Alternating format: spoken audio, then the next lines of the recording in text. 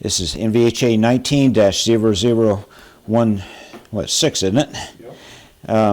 Our 437th interview overall. It's August the 15th, 2019, and we're in Monterey, California at the home of Ed Cavallini. And first of all, I'd like to thank you for allowing us to come and finally do this interview. It's a pleasure. Let's start off with the basics. What is your full name?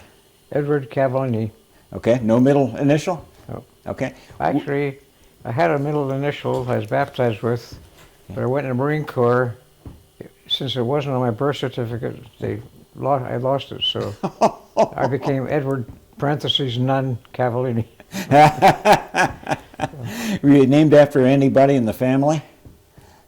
My dad, Okay. but I wasn't a junior. But All right. All right. And what was your highest rank in the military? Captain, Marine Corps, Reserve, Yeah. Well, Captain Cavallini, where were you born? San Francisco. All right. Were you born in a hospital or at home or? I was born in a hospital Okay. and spent a lot of years in San Francisco. Okay. Was your mother there at the time? Beg your pardon? Was your mother in the hospital with you at the time? I hope so. Yeah. Moms take good care of their babies, don't they? Oh, yeah. So tell me something about her. What was her name?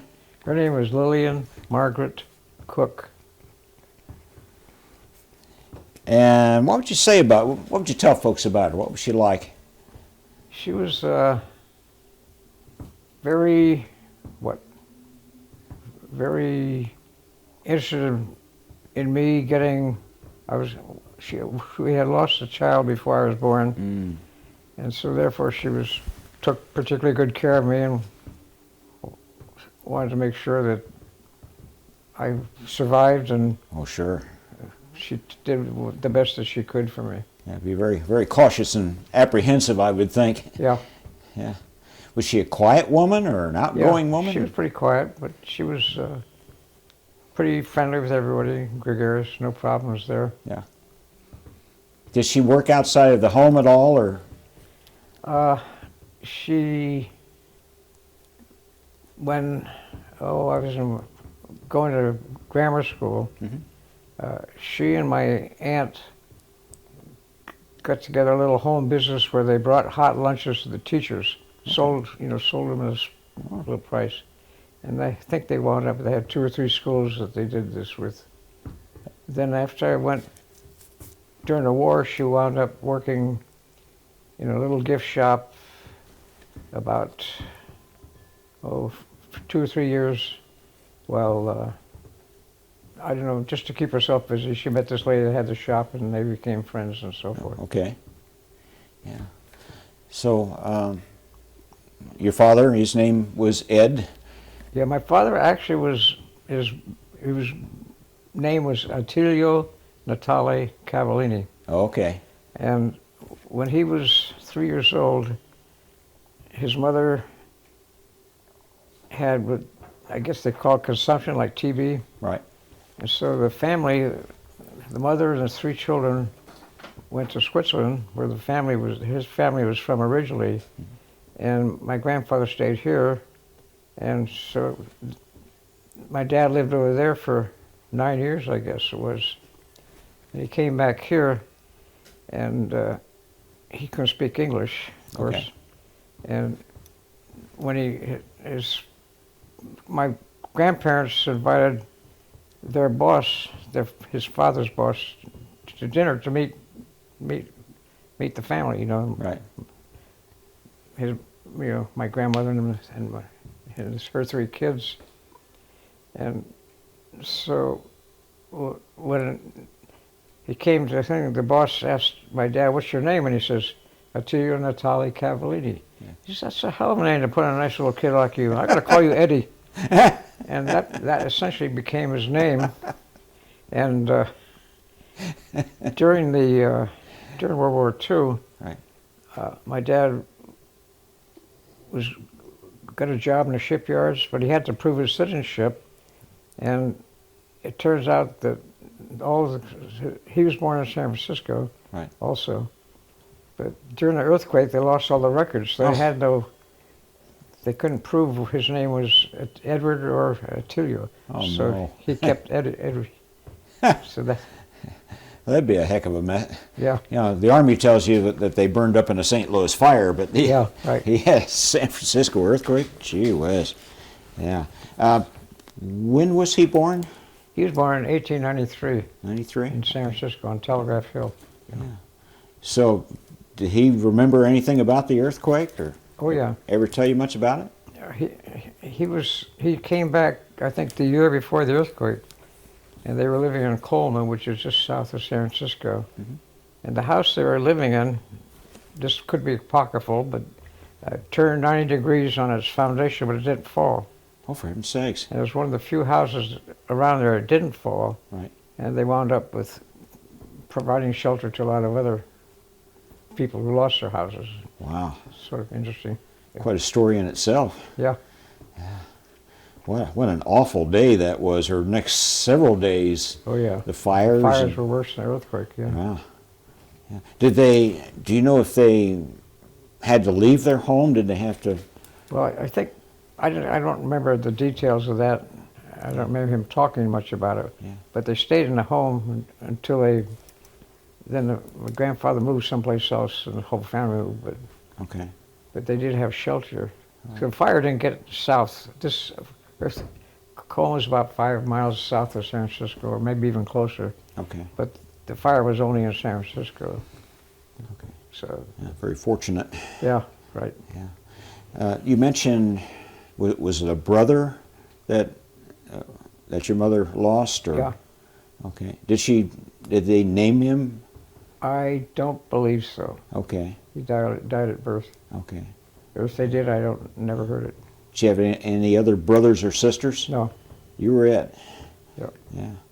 How'd you like being an only child? Well, actually, I didn't like it too much because all of my relatives, aunts and uncles, had more kids than I. Yeah. I felt they were lucky to have brothers and sisters, There you go. but I survived. Yeah, I think you did all right. Did you know your grandparents on either side of the family? My mother's father died when I was 2 years old. I don't remember anything about him. And her mother died when I was about 8 or 10. And my grandfather died shortly after that, and then my grandmother died a couple of years later. Okay. I knew them all except for my mom's dad. Okay. I knew them all briefly, Right. but and they used to spend Sundays at my father's family's home. Right. And it was a big family. Every Sunday we had the big family dinner type Oh, thing. yeah. Yeah. Any special memories about the others? Not particularly. No. Yeah. I have vague memories of my one grandfather. The other one died long before I was born. Yeah. And that sort of thing. Yeah. So you grew up. Where did you specifically grow up? In San Francisco, it was known as the Parkside District, which is out near Pacific Ocean, and it's on the south side, fairly close to the zoo in San Francisco. Okay. So, what kind of things did you do as a boy for fun? It sounds like an interesting place to grow up. Well,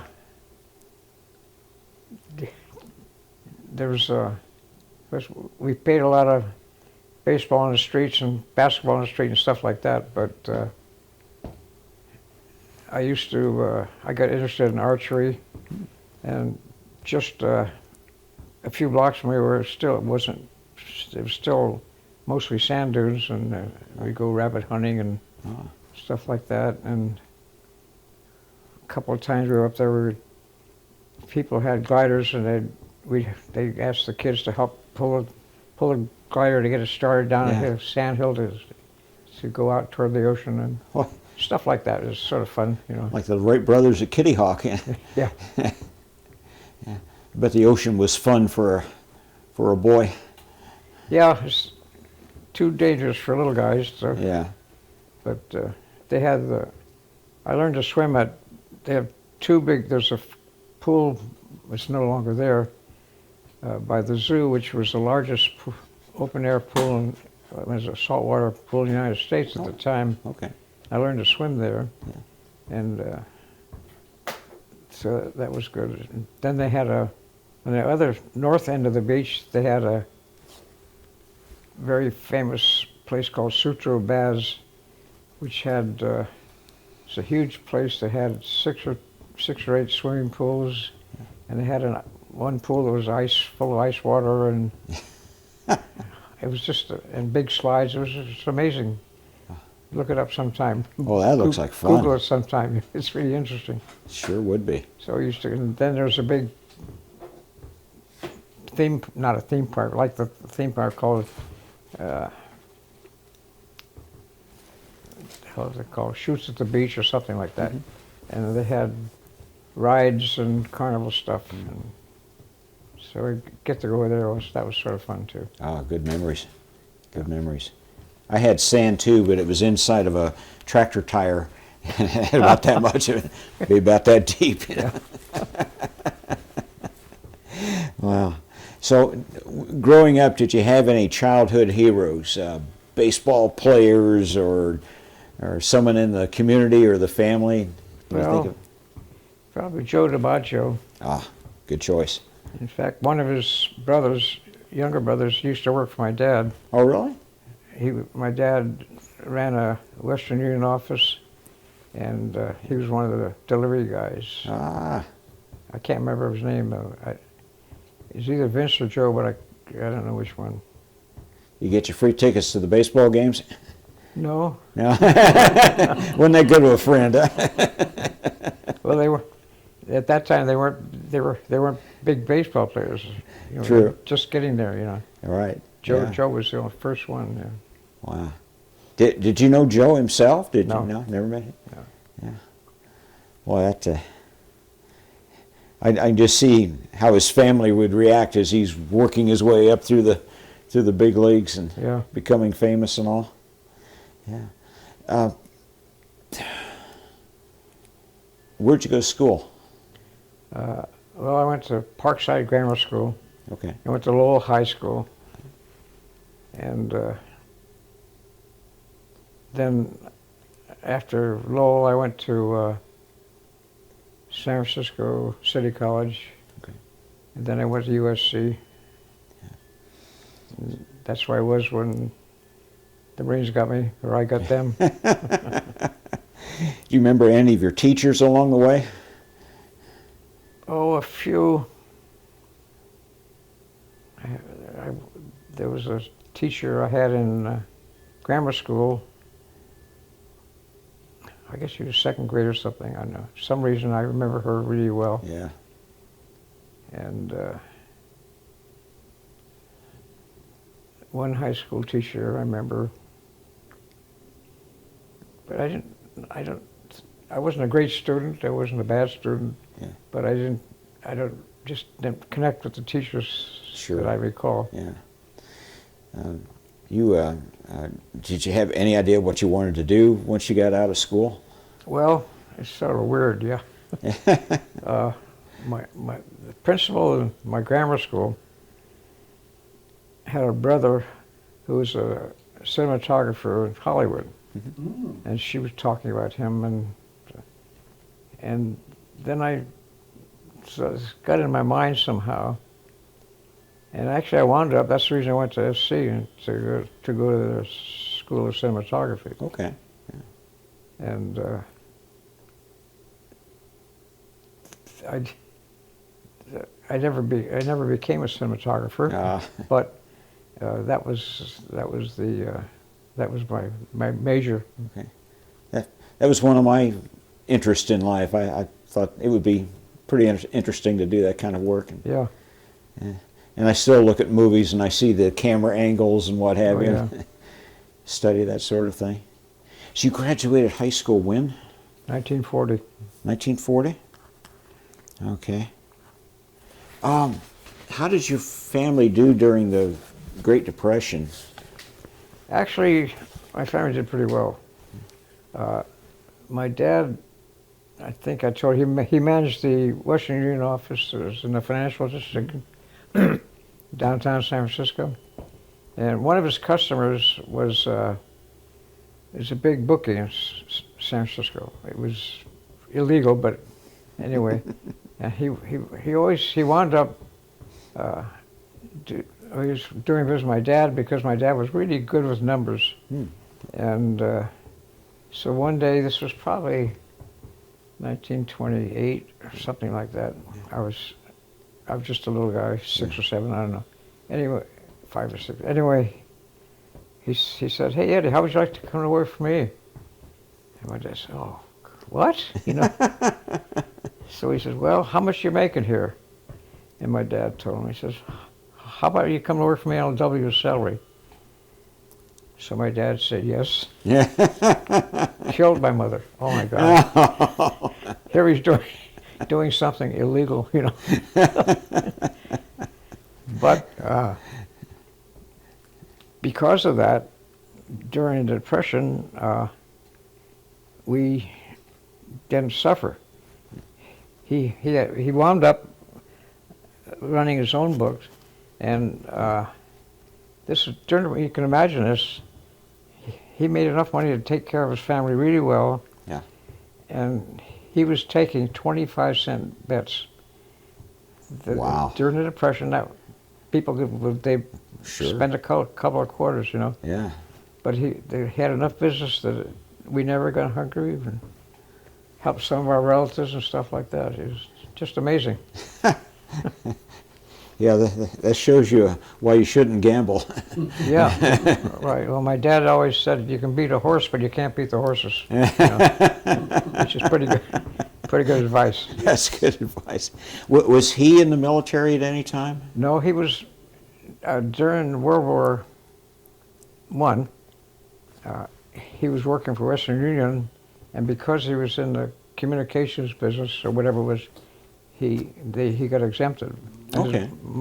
His brother, who's about a year older than my dad, actually worked for my dad for a while, but he did get drafted. Okay. And wound up in France. Yeah.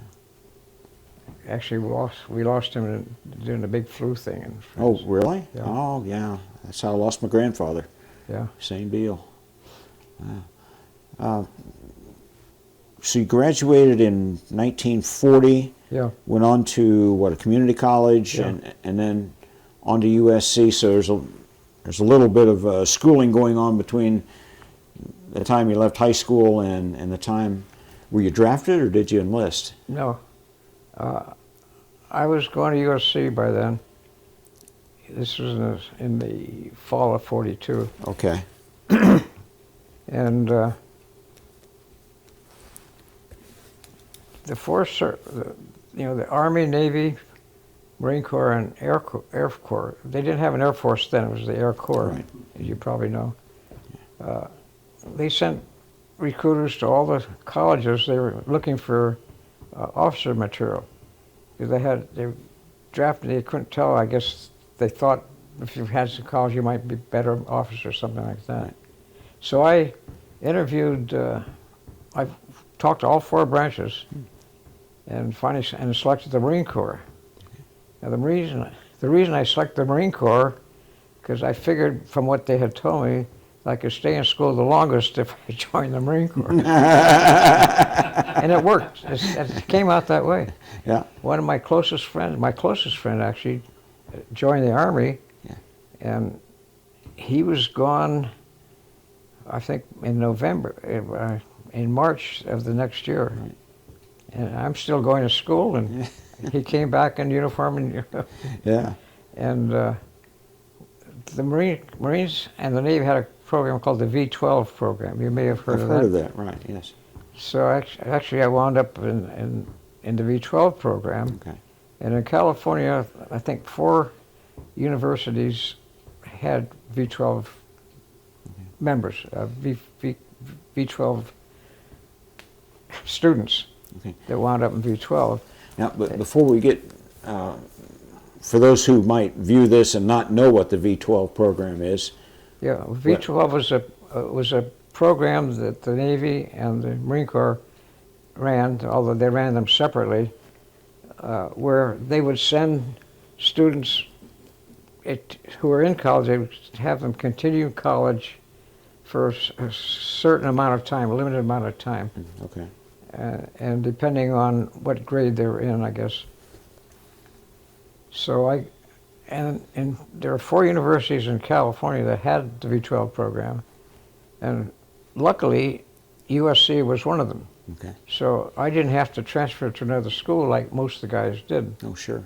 And so I just kept on school in my same major, except that now I was, on July 1st of 43, I started my senior year, and at the same time I started the V-12 program. Yeah. And what they converted an old apartment house into our barracks. Yeah. We got issued uniforms, and every morning they'd break us out at 6 o'clock for exercises, and right. And we'd be in uniform, march down to the campus to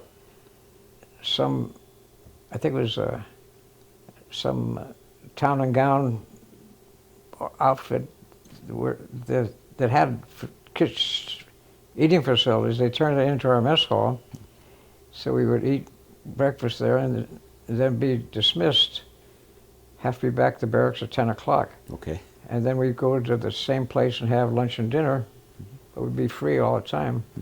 And it was just a marvelous situation. Sure. So I got to go 2 semesters, and I was able to graduate before I went on to boot camp. Yeah. So there was a period of time when you weren't in uniform and you were still a young man. Did anybody give you a hard time about, why aren't you in the service? My son is gone. And no, because that was a relatively short time. okay. This was in, late 41 and early 42. Okay. There was only about, let's see, maybe 6 or 7 months after Pearl Harbor that I was in school in San Francisco. Right. And that summer, I got a job at the Kaiser shipyards in Richmond, where they're building Liberty ships. Right.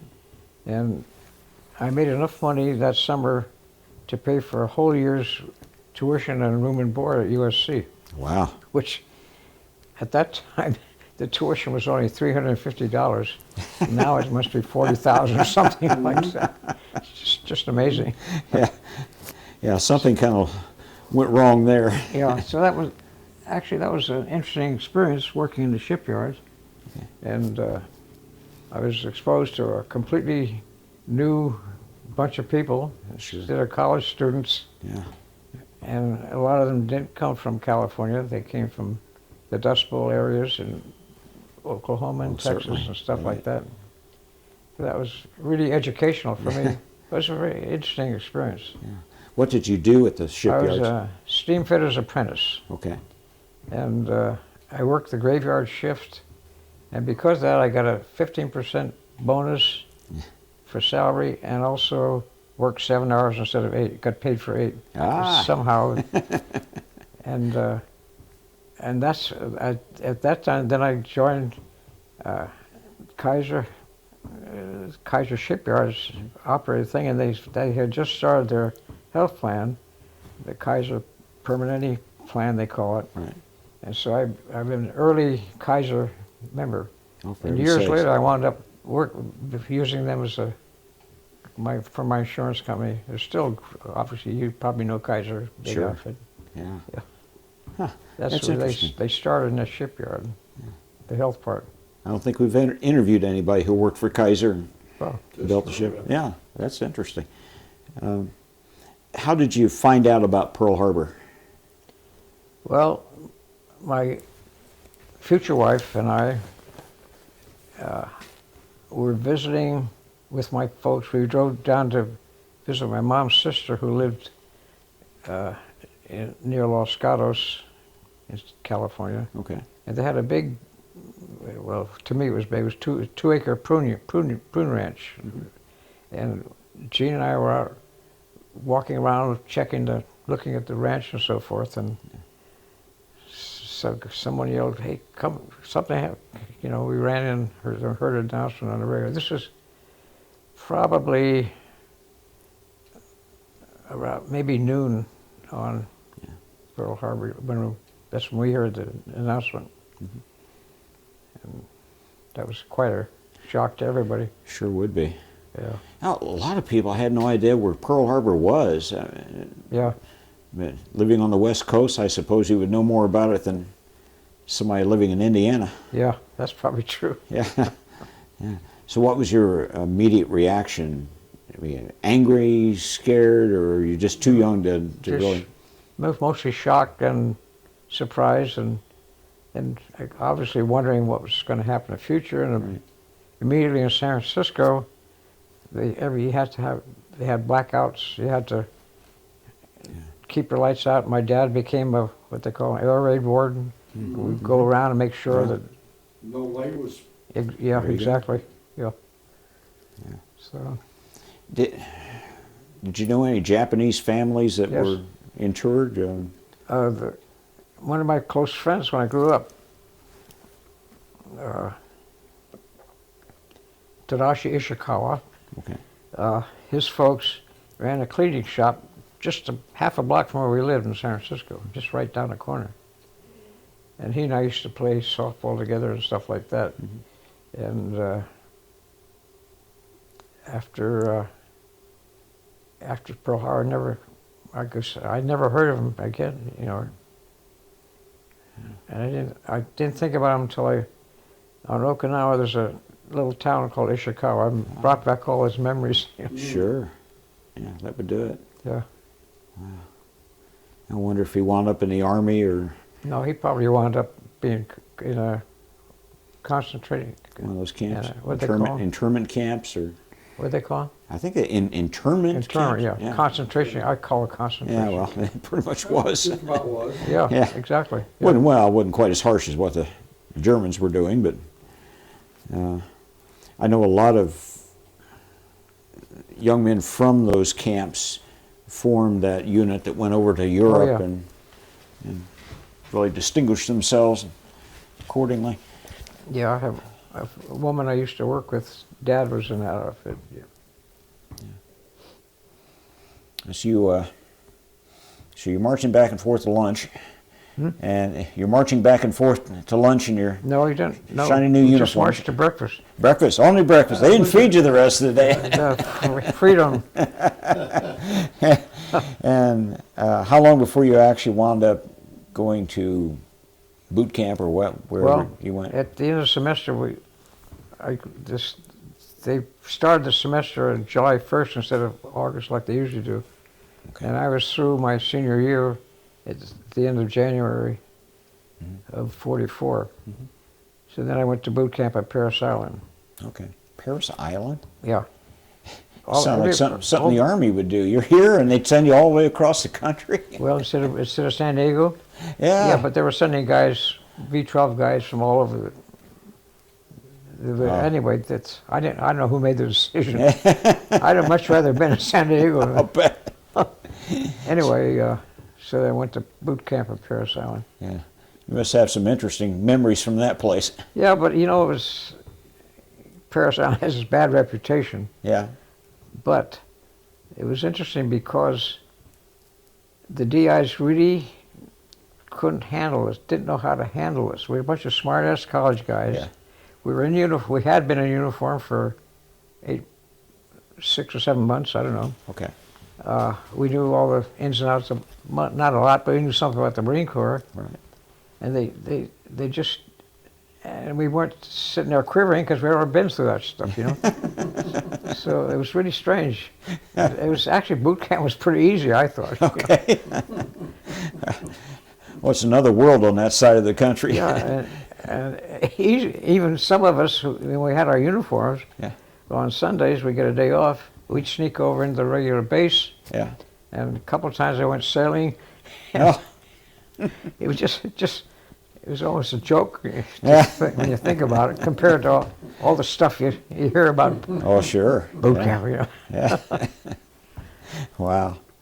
So from Paris Island, did you do some kind of advanced training after that? Yeah, we were sent to Camp Lejeune. Lejeune, okay. And all the officer candidates, I guess you'd call us, were get infantry type training, waiting to go to Quantico, which is where the OCS is. Right. And so we just have the regular field training. Odd thing, what they did, I never knew why they did this.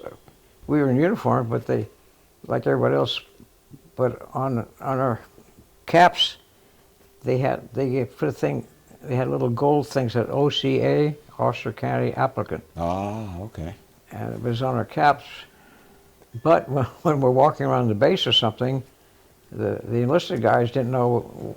Thought they see this thing and a gold thing, and they salute us, and then we, it was really confusing. But then someone in the Marine Corps decided they had lost so many rifle platoon leaders on Peleliu and Tarawa that they needed replacements really fast. So they decided to establish an OCS at Camp Lejeune. And it was called the Special OCS. And so they selected 400 guys to join the Special OCS. Okay. And I was one of them. And the way they selected us, they took the 400 youngest guys that were of the 2,000 waiting to go to, Right. which is sort of interesting. And also during the OCS, we didn't get stuff that you get at OCS like military justice and stuff like that. Right. It doesn't have anything to do with combat. So we just got strict stuff. Got the Reader's Digest version. Yeah. Yeah. Well, a little better than that. Is that where you met Jim Craig, or did you meet him later? Yes. I met Jim Craig at OCA. Okay. Of course, in the Marine Corps, right? Everything's alphabetical. Right. Oh, sure. Cavallini, Craig, they're pretty close. Yeah. My closest friend, whom I knew at USC, Carney, Cavallini, we were together all the time. There you go. You know. Yeah. So that's how everyone met their friends in the military. I think most of the friends are the same alphabet that they do. What do you remember about Jim from those days? I mean, he was a confident man later in life, but was he just a scared kid like everyone else would have been? The main thing I remember was that we got rec time, Right. is how much he loved basketball. Oh, okay. Oh, he really loved basketball. Oh, yeah. And I like basketball, but I wasn't involved. I probably like baseball better, and stuff like that. But that's the one thing I remember him. And he's very quiet, but very competent, always. So that personality was still there even then. Beg your pardon? That personality was there even then. Oh, yeah. Yeah. What a terrific human being he was. And, Yep. just thought the world of Jim. Yeah. You have to understand that Hoosiers have hardwood instead of bones. Oh, yeah. That's why we play so much basketball. I hadn't heard that. I have to remember that one. So from Camp Lejeune. We went by troop train to Camp Pendleton. Okay. I was commissioned on the 30th of September. Then we took a train across country and wound up at Camp Pendleton. Okay. 30 September 44. 44? Yeah. Okay. Wow. And we'll sort of digress a little bit here. Sure. Jean, my girlfriend, who eventually we married, she wanted to marry me. We both wanted to get married, but she wanted to get married soon, and I, being a typical male, says, "Oh, what if I get killed? What if I lose my manhood? Stupid stuff you worry about." So she insisted, I don't want. So finally, she blackmailed me into marrying her. And And the way she blocked me, said, well, if you don't marry me, I'm going to join the Marine Corps. Oh, boy. So I ran into a lot of women Marines, not a lot of them, some, Yeah, you know, we yeah. ran across them, and they all didn't have a good reputation. And I don't know if you knew the nickname for women Marines. The BAMs, you ever hear that? Oh, yeah, I have heard that. Yeah. Yeah. You know what it stands for? The Broad-Ass Marines. I've heard that before. So anyway, so I finally decided to get married. So she arranged for a church in San. We were supposed to get a 2-week leave, or 1 week leave or something. She arranged for a church in San Francisco, had the announcements printed, and after just as we got commissioned, they canceled our leave. So we had to go straight. So she had to cancel all that. So we wound up getting married. I was fortunate. I had a friend who lived in Beverly Hills, whom I met through USC, and he and his wife set up and arranged a home for us to be married in their home. Oh. So I was married on the 14th of October. I commissioned on the 30th of September. So in that week and a half, Yeah. everything was arranged, and we got married and lived happily ever after. You married her and instantly left her. Yeah, we left, and I was married in October of 14. I think we left about November the 20th. I think it was 5 weeks after we were. I gave you a little time. 3. Yeah. No, Jim got married during that same time. Yeah, I think I recall that he did say that. Yep. Yeah. Do you ever read the book that his nephew wrote about him? Yes. Yeah. Yeah. I remember when he was writing that, and Jim kept saying, "Oh, you're embellishing. You're making it more than what it is, and more than what it was." What was Jean's maiden name? Jean O'Donnell. Okay. So, how'd you meet her? I met her at a New Year's Eve party in 1940. Okay. A mutual friend, who lived near me, she and her brother, I knew them before I met Jean. They lived a couple of blocks west of San Francisco. Well, Jean's the guy who went to Lowell, and Helen went to Poly. So she knew Jean at Poly, and I knew her brother at Lowell. That's how we got the party. And then Jean was invited to that party, and that's where I first met her. Okay. But I didn't. And then the first time I took her out was almost like a blind date, because Helen arranged there was some frosh prom or something at this junior college. Right. And that's why I first started taking her out then. Yeah. How much more? You got about a minute and a half? Okay. So, was it love at first sight, or was he just an interesting person? Or? No, we started getting connected after we went on the date, and we would get together at school, and after school we'd walk to about a mile to a station. There's a tunnel in San Francisco, and halfway through there's a station, like a BART station now. Right. Yeah.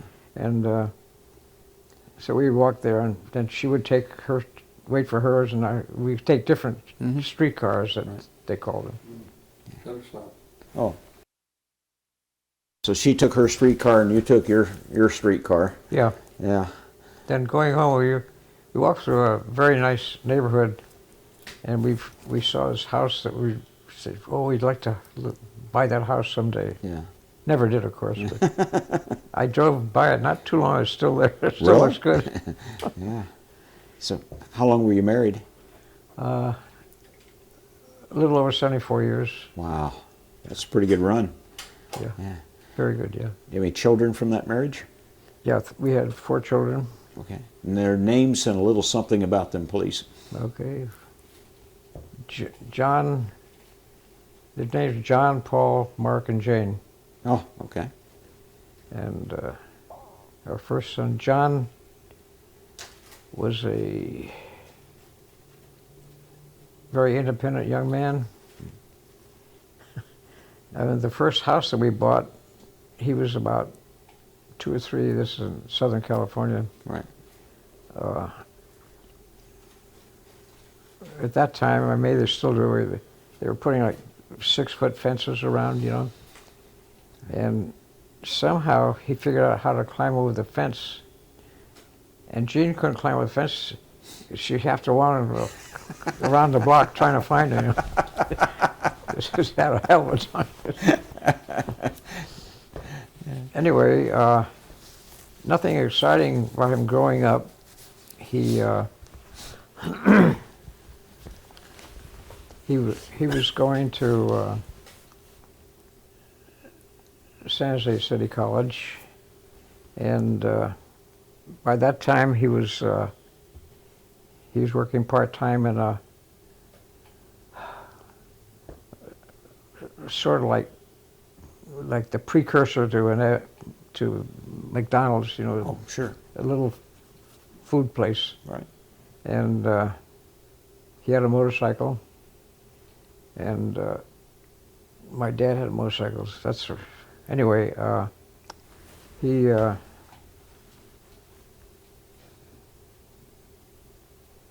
lived up in the Santa Cruz Mountains at that time. He had a little cabin up there, and he was going home one night and hit a rock or something, flew off, and got killed. Oh. Yeah. This was 1968. Yeah. So. Oh boy. Oh, He was sorry 20 you had years to go old. through that. Yeah.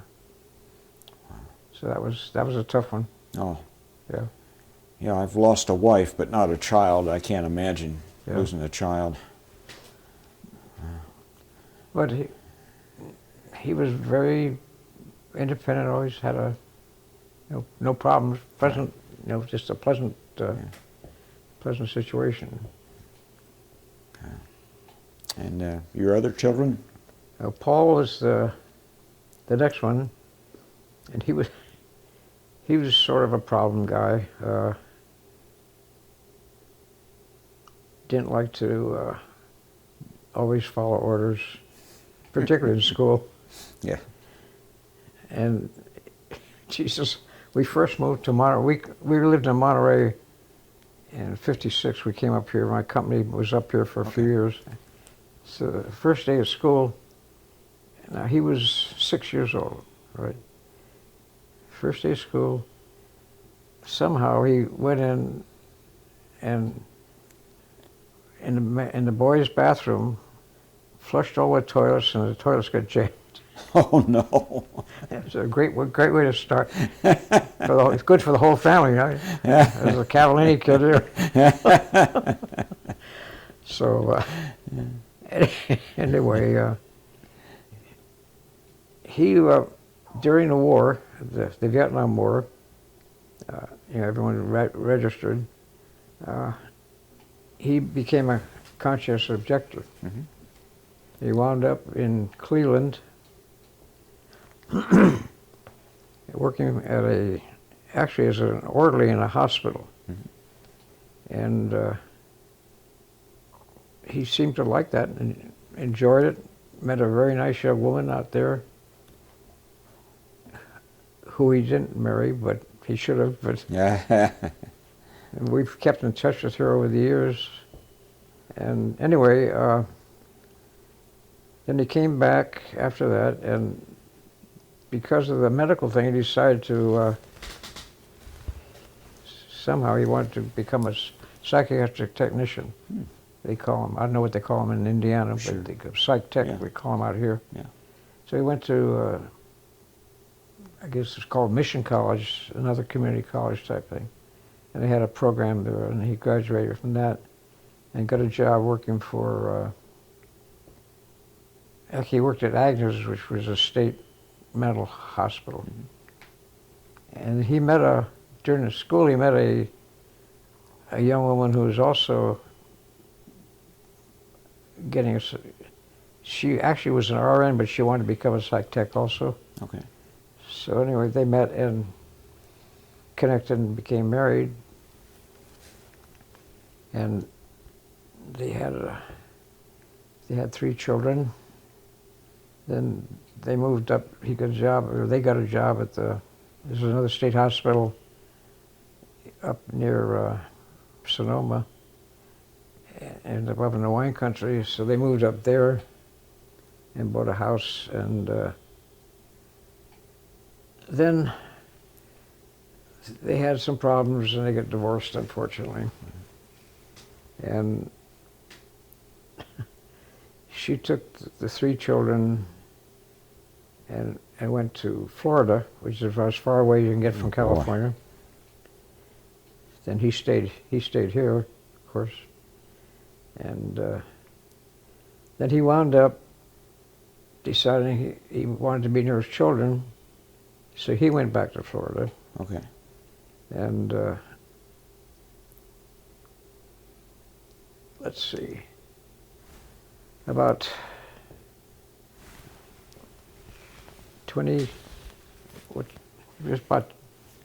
or 13 years ago, he wound up, had a heart attack and died. Oh, no. Yeah, so I haven't seen too much of because Florida and California are so far apart. Oh, sure. I haven't seen too much of that family, but maintained good connection with, thanks to the internet and so forth. Good. Yeah. So three lovely daughters, and his wife did an excellent job with the girls, and now I have 8 great-grandchildren, Wow. mostly in Florida, some in Pennsylvania. Okay. So Mark was the 3rd one. He was preemie, but he grew into a 6'1" or some pretty good-sized guy. But he was always a very gregarious. Always had a lot of connections with everybody. Everybody you meet, become a friend, that type of thing. And he went to San Jose City College, and then he got a job working for the county as a,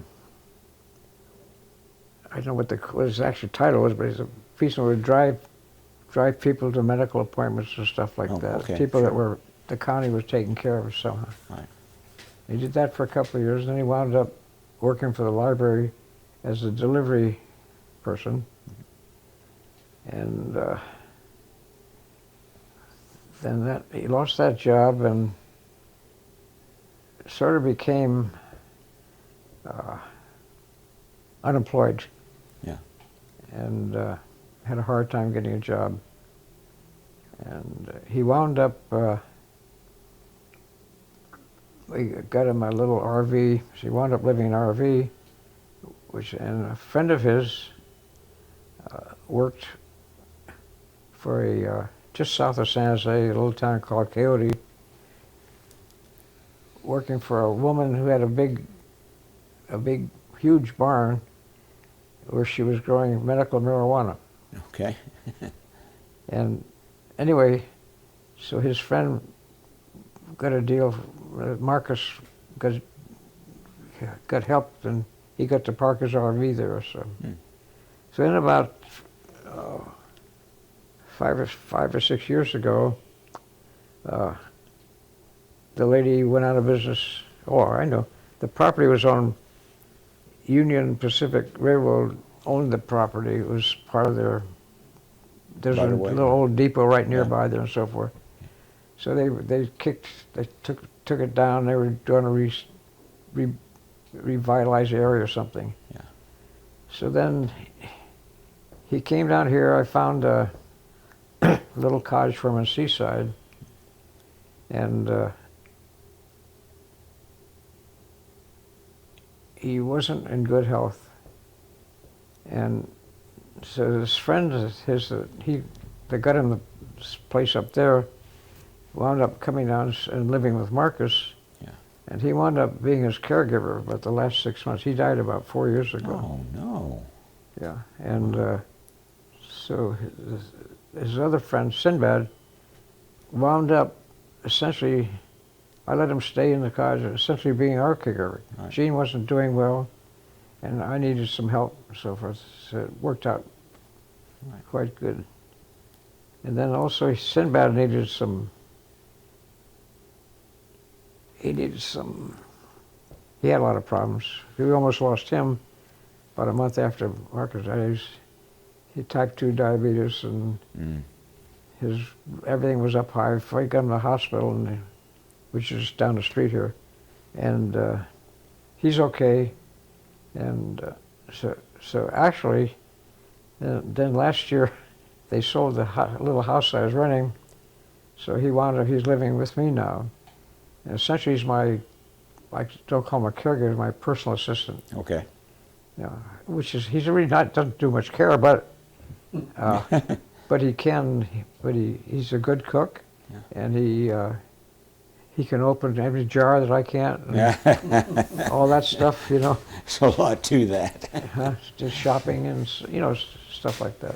It's good. So right now, he's in Holland for a couple of months. His mom lives in Holland, and so she was having surgery, and so he's over there spending a couple of nice months with his mom, sort of looking after her. So I'm on my own, Yeah. but it's not a big deal. But Yeah. See. then I have Jane, James. my daughter Jane. Jane.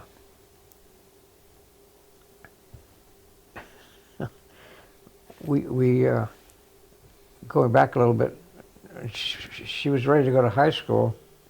Her 3 brothers had gone to San Jose High, and we decided that it would be good for her. She went to a different school, so we arranged for her to go to a different high school. So every time she go to a class, oh God, another Cavallini, you know. So she went to Willow Glen High School, and after high school, she got a job with, I think it was Atari. They made games, Right. Right. video games. Video games. I mean, Right. little funny games. And she worked there for a couple of years, and then she went to another company, whose name I can't remember, but they folded. But she met a guy there that she really, you know, they connected. Yeah. He's a little bit older, so they wound up getting married. And then the company folded, so he got a job in Central California, down in San Luis Obispo. And so they moved down there. And then, she was down there. She finished JC. She finished down there in a nursing program. She became an RN. And then Paul's company, his name is also Paul. Okay. Paul's company folded again, and you know, this happens in that business, you know. I guess so. And so they decided they were going to move to Oregon, because he was about ready to retire anyway. Right. So they moved to Oregon, in Grants Pass, and bought a home up there, and right on the Rogue River. It's really a lovely spot up there. And so he was essentially retired by then, and she got a job in the local hospital up there. And then a few years later, well, not several years later, I guess maybe 10 or 12 years ago, he wound up with Alzheimer's. Oh, no. So she had to quit her job and spent the last 4 years of his life taking care of him, which is really rough. And he passed away about 3 years ago, I guess. And now she's on her own, but she's doing okay. And that's where we are. Wow. A lot of sad stories there. Huh? A lot of sad stories in that Yeah. situation. I'm sorry to hear all the troubles you had. Well, you're at Camp Pendleton. Right. We got married, and then I went to Maui, and the same ship that Jim Craig was on, Right. naturally. And I think there were 7 of us. There are more than that in this ship. From our OCS class went to Maui, and a bunch more went to Hawaii. Okay. And so the ones that went to Maui joined the 4th Marine Division, and on Hawaii, the 5th Division was stationed on Hawaii. So we got to division headquarters. Craig and my friend Carney and I are standing there, and a guy named Elliot, the 4 of us joined us, wound up in the same battalion, and we're standing there in front of the colonel. Welcome, gentlemen, blah, blah, blah, you know. Yeah. He says,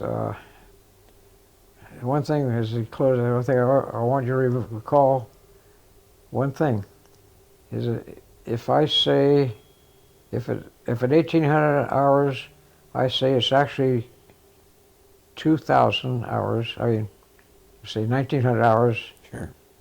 it's 1,900 hours. Don't forget that. Yeah. Dismiss. So we sort of, like, he knew he was the boss, right? Right. He was a really nice guy, but he's a tough, what they used to call China Marines, guys that had been in China and so forth. Right. Yeah. Yeah. So Carney and I got assigned to the same company. I had the 1st platoon, he had the 3rd Rifle Platoon. Okay. And then Elliot, Norm Elliot, wound up with the Mortar Platoon. And Craig wound up with the 1st Platoon in L Company, right next door, K&L. Mhm. And so we kept our connection pretty close. Sure. Yeah. Yeah. Yeah. The alphabet's a very powerful tool, isn't it? Oh yeah. I guess it still is. So you fought the Battle of Maui, and then you went home, right? Well, not quite yet. Well, no. Actually, we got there, it was just after Thanksgiving. I remember we had Thanksgiving on the ship going over. We had a big turkey dinner. Yeah. And so we're training. We didn't know what we were training for. No one would tell us or knew where we were going. Oh, sure. So we spent 2 or 3 months getting used to the guys in our platoons and so forth, getting to learn the people and who they were and so forth. Mm-hmm. And every night, the 3 of us, Carney and Elliot and myself, we shared they had these big 4-man tents, I guess it was. Right. I don't know what they call them. But every night we had to censor the mail of our platoons. All the mail that went out, mm-hmm. The platoon commander had to sit around and read the letters and censor them and stamp them and so forth. Right. So every night we would sit around, excuse me, we'd sit around on a bunk, had a bunks here, and then we had a big locker box here in the middle, and we'd have have canteen cups and water and also a bottle of Four Roses. And so we would sit there drinking bourbon and censoring mail and bullshitting and so forth. And that was an interesting way to pass the time. On a very dull, it was really a tough job. Yeah. And then some guys would they would try to say we were on Maui, but no one knew. They weren't even supposed to know where we were stationed. Right. But that was pretty, they pretty had an idea. Yeah. So we didn't know until we were aboard ship on our way to Iwo that we were going to Iwo. We just knew we were going to some operation. Right. So that was sort of not nerve-wracking, but sort of, we kept worrying, what the hell are we going to do? Where are we going, and blah, blah, blah. Yeah. And we knew, because of the fact that we were in a special OCS, that the rifle platoon leaders are pretty much fodder, Yeah. So, anyway, that didn't, one interesting thing happened on the way to Maui. We stopped off of Oahu, and to practice going down the landing nets. You had to cross these big nets that you go down the side of the ship, and we had never done that. And you going down there with a full pack and a weapon on your shoulder, it's a hell of a job. Yeah. So we had to practice and getting into the ship and so forth. No one was injured or anything, but we did that for 2 days. On one of those days, one of the advantages one of the nice things about going to combat on a ship is what the Navy still has this caste system where the officers are separated from the men. Right. So we were in what they call the wardroom, where we got food served by can't remember what they call these guys now. Anyway, Stewards or huh? stewards maybe? Stewards, yeah. Yeah, okay. And wearing white jackets and we're eating off of tablecloths and hot showers. We didn't have any hot showers. We had cold showers on Maui. Yeah. And just to shave, I used to shave actually. Yeah. To shave, you take your helmet and fill it full of water, and you get a blowtorch and heat the water with the blowtorch. All right. And that's how we get shaved. I still had the blowtorch. And anyway, you really felt spoiled, almost embarrassed, sleeping in sheets and. Sure. And anyway, while we were there, we picked up a fellow who turned out to be a combat photographer. He was just riding with us. He wasn't attached to us, but he just riding. And it turned out he was on the opposite bunk with me. So we became friends, and it turned out that he and I were the only guys from San Francisco. Yeah. And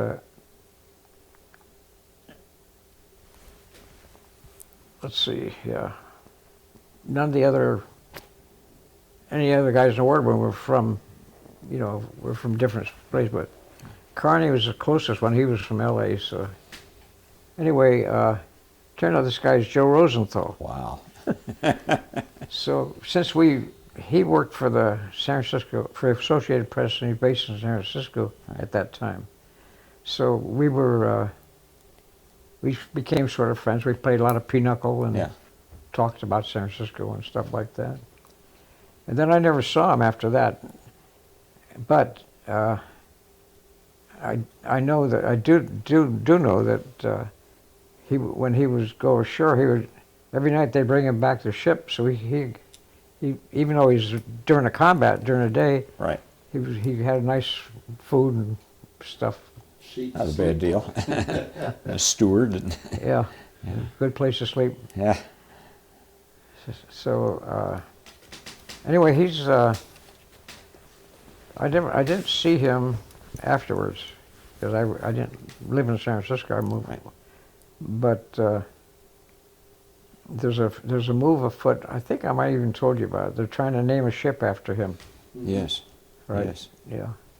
And there was each year the Marines Club in San Francisco had a program for Iwo vets, and a couple of years ago, the former combat correspondent is trying to get the ship named after Joe, made a presentation, and his daughter was there, and she spoke a little bit. Oh, okay. And I chatted with her, and first thing she said, I said, I know your dad. Just like any kid says, what kind of a guy was he, Yeah. I always wanted to know what kind of guy the old man was, Yeah. But he was about 12 years older than me. So, but it was interesting to get that comment. I went to his. They had a very, very nice memorial service for him at the Marines Club. Have you been to the Marines? You know anything No. about it? No. It's a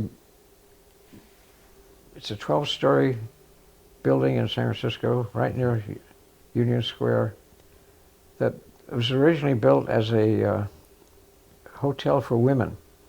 And during the war, the Navy took it over and they used it to house the Navy and Marine people, women, and made essentially that was their, quote, barracks. Yeah. And before the war, when it was a Marines Club, a women's hotel, the place has a big, beautiful, almost Olympic-sized pool in the basement. And at the top has a restaurant. Now it has a restaurant at the top with just like the top of the mark type thing. Yeah. And anyway, during the war, I mean before the war, there's not many places for kids in San Francisco. Well, they used to let girls use it, and Gene used to swim with that pool. Oh, no kidding, How really? about that for coincidence? Oh, what a connection. It's interesting. But anyway, so that's the story of my connection with Joe. Yeah, okay. What kind of a guy was he? He was, like I told his daughter, he's a very quiet, really, really nice guy. Yeah. Didn't talk too much about what he was doing. He talked a little bit about being a photographer, Associated Press, but he wasn't pushing the war stuff at all. Wasn't bragging, you know, No. I'm Joe Rosenthal. Well, he didn't know anything to brag about at that time anyway. He hadn't taken a picture. Do you know if any of his other combat photos are in a book or anything? Of his? And, I have seen a lot of his photos on the internet. okay, Besides, he took a lot of stuff, both before and after Iwo. sure. Yeah. And they're good. Some of them are just as good as it's just that picture just happened, you know, the angle and the timing was just perfect. Yeah.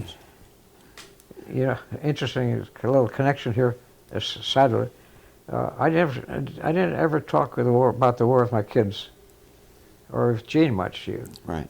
And then my son Paul, who was in Florida, came out, about 2007 or 8 or something like that, for vacation. And Marcus came down from San Jose, and Gene and the two, we all went to see Flags of Our Fathers. Yes. And we came back and we sat here in this living room and we talked and talked and talked for 3 hours. I'll bet. And then Jean really surprised me. She brought a box out, and in the box were the front sections of the San Francisco Chronicle taken from the first day of Iwo. She figured out that that must be where I was, because she stopped getting my mail, you know. Ah, okay. And amongst this thing was a picture, a colored photo of Joe's picture. Oh, And I didn't even know they were doing color and paper those times. sure. And so when it was over, I gave it. Not it was over. When Jane was visiting later, I was telling her about it, and I showed her. I said, "Would you like to have these?" And she says, "Yes." So she took them home. And then last year for my birthday, she brought down she had the thing from the paper photo in a frame. And it still looks good. It's just Wow. amazing how good it Wow. looks. I'll show it to you later. Okay, sure. Yeah. So, Did you make any stops on the way to Iwo Jima? yeah, we stopped. I think it was Eniwetok. Okay. I don't recall why we stopped, but there was maybe for fueling, or I have no idea where we stopped. There was no enemy action or anything. I know on the way to Okinawa, the fellow stopped off, I think it was Mogmog, but it was just to get them off the ship for an hour or so and then back on again, just give them a little bit of R&R before they went into battle. Yeah. I didn't know if they did the same thing. I don't recall getting off the ship. Yeah. Maybe I was snoozing. I don't know. Yeah. So from there you went to Iwo Jima. Yeah. And Our company was, my platoon was reserve of the company, so the company went in first, and then my platoon was right behind them, maybe 5 minutes or so, I'm not sure, in these little landing craft, and we got to the beach, and we got right up to the beach. The guys we didn't have to go through the water like so many people have, like they did in Europe and every place else. We got right close to the beach, got our feet wet, but you know. Right.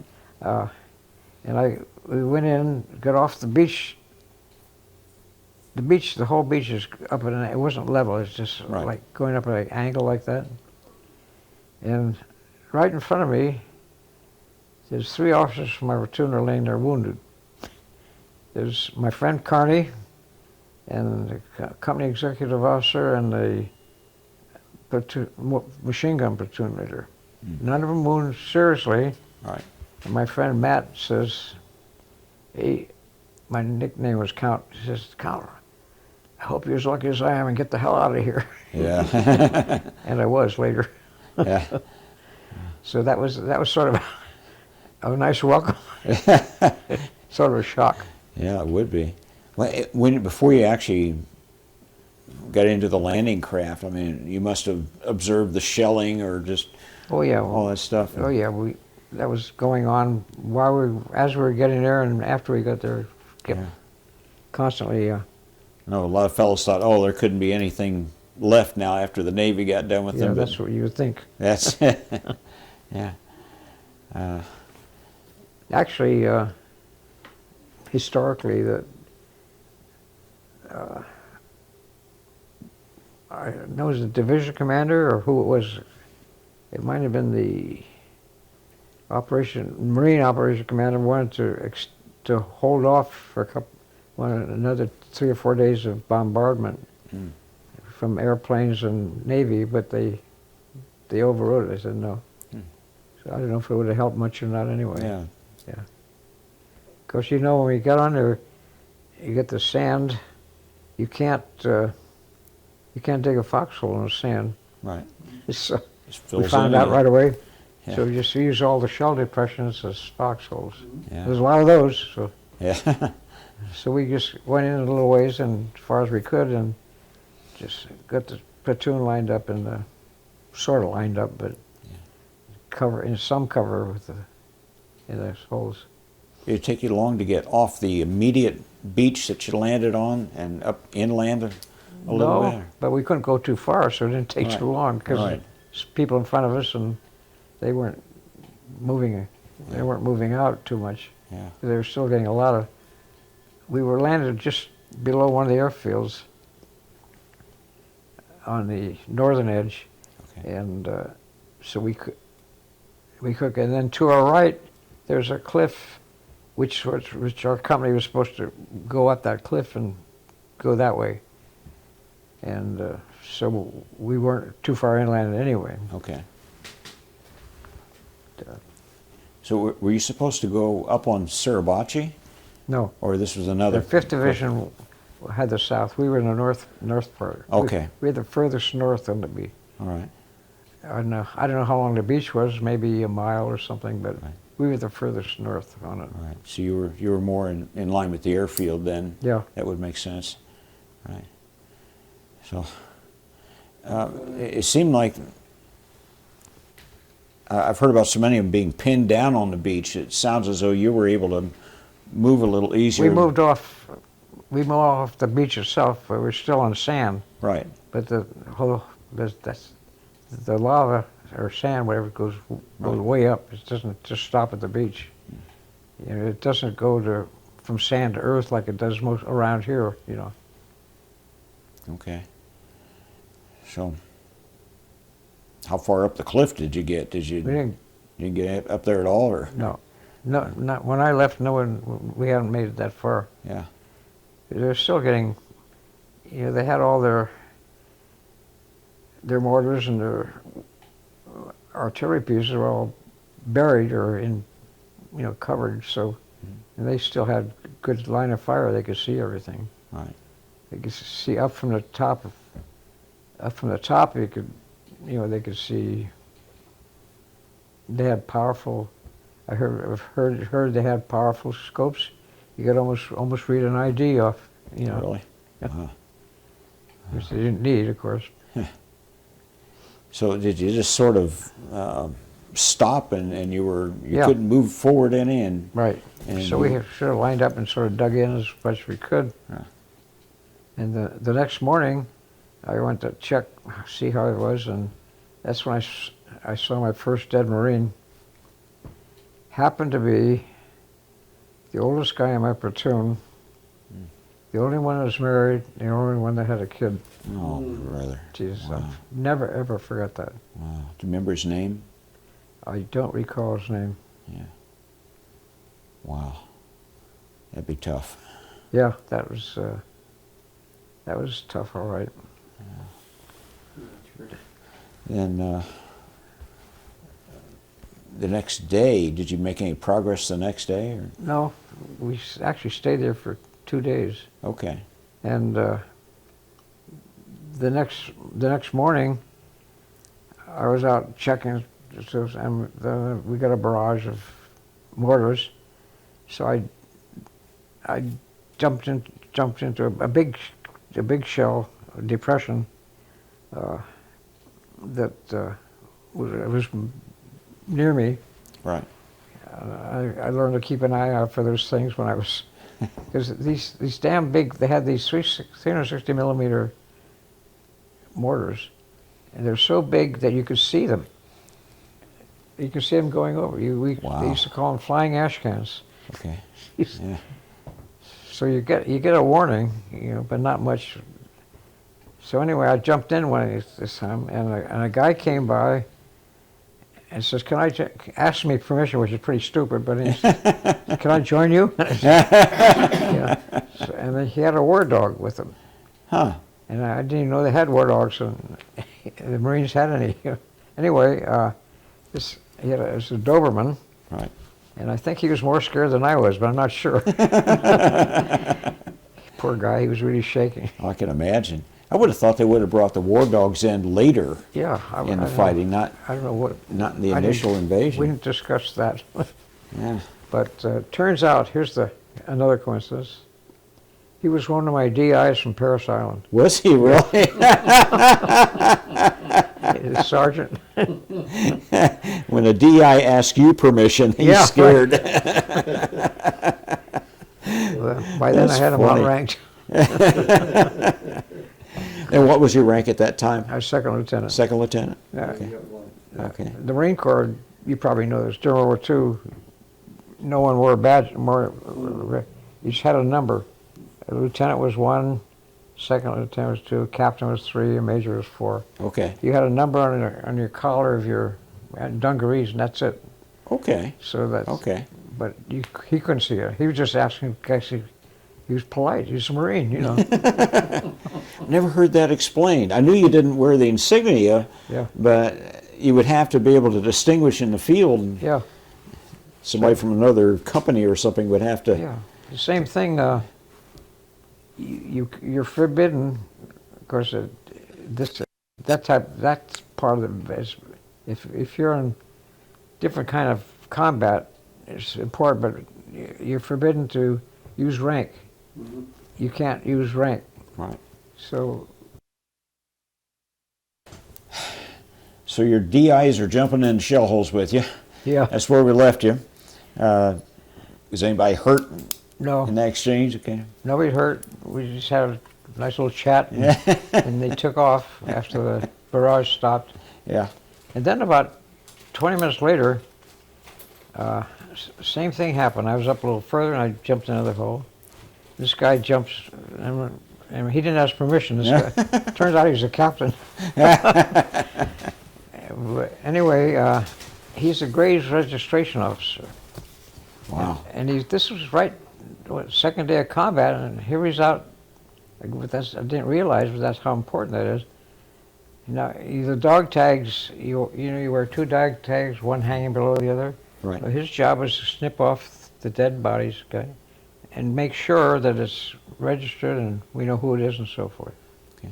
It's really important. I didn't think about it. And the Marine Corps Sure. doesn't ever leave people behind. Yeah. Right, right. And so we got to talking. It turns out this guy was my journalism teacher at Lowell High School when I was a junior. Oh, for heaven's sakes. Wow.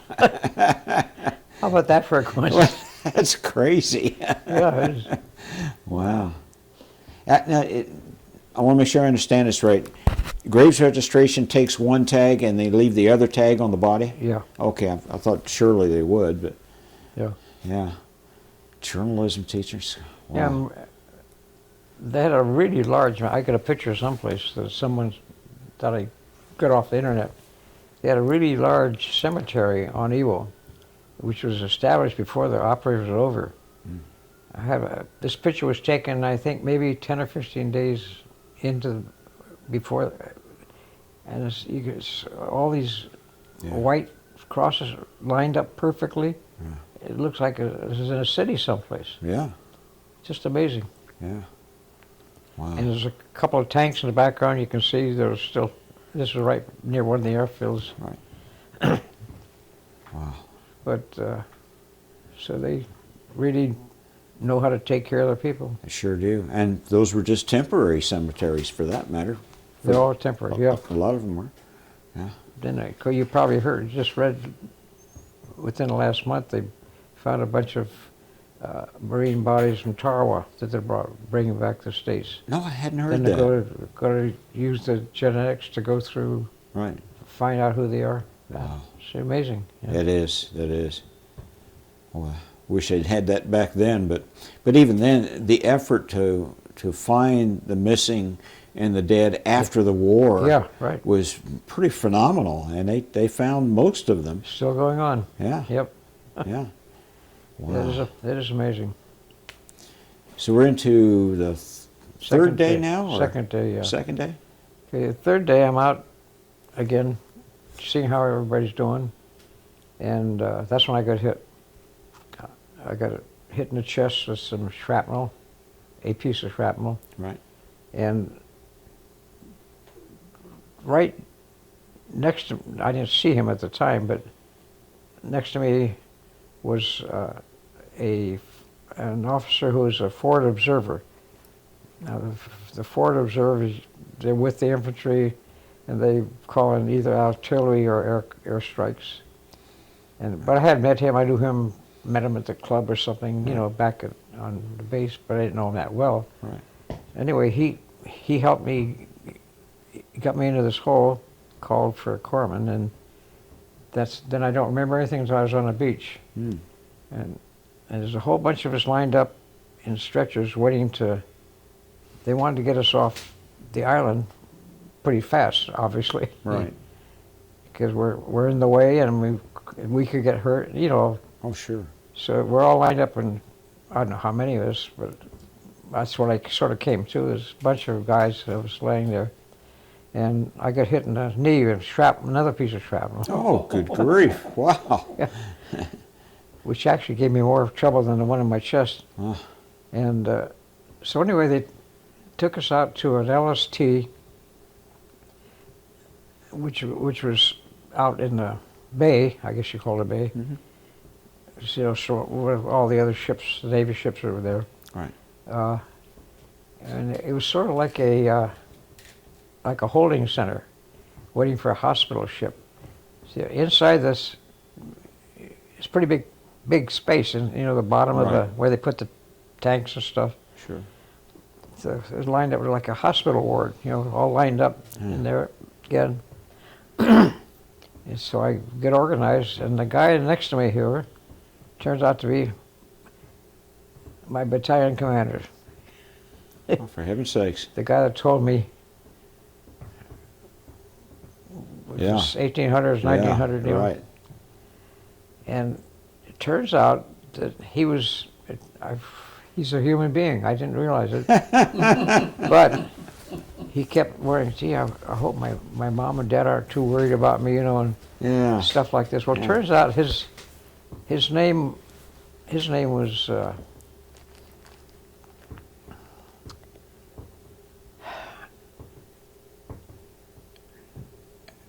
Alexander Archie Vandergrift. His father was commandant of the Marine Corps Holy at that smokes. particular time. Holy smokes. Whoa. I didn't know that. I mean, I knew there was Vandergrift, but I could never connect the name. Right. Well, he was his son, and he went by the name Archie. Remember, we were just before, a little while ago, I was talking about how you couldn't say colonel or sergeant or whatever. So therefore, we all had field names. They call them field names. So his name was Archie, because that Okay. was his middle name. Huh. And so they're going around, some major for intelligence coming around asking, what field name do you want to use? So he gets to Matt Carney, and Matt says, Matt. And he says, okay. And he gets to me, and I said, Ed. He says, oh, can't use Ed. Our quartermaster major's name Ed. You got to pick another name. Yeah. So I said, okay, try Count. So I said, okay, so that became my field name. Yeah. And I'll tell you why I selected Count.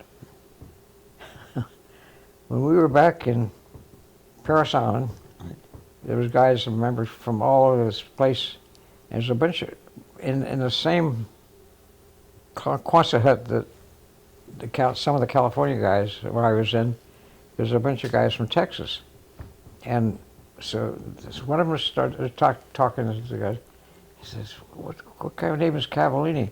See, there's not too many Cavallinis in Texas, I guess, or Italians. So this smart-ass guy from Stu Bowden, I still remember his name, he was from UCLA, but joined us at USC. He said, oh, you don't know about him?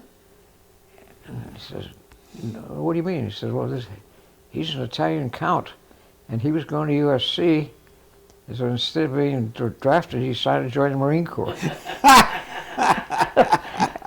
And these guys believed it.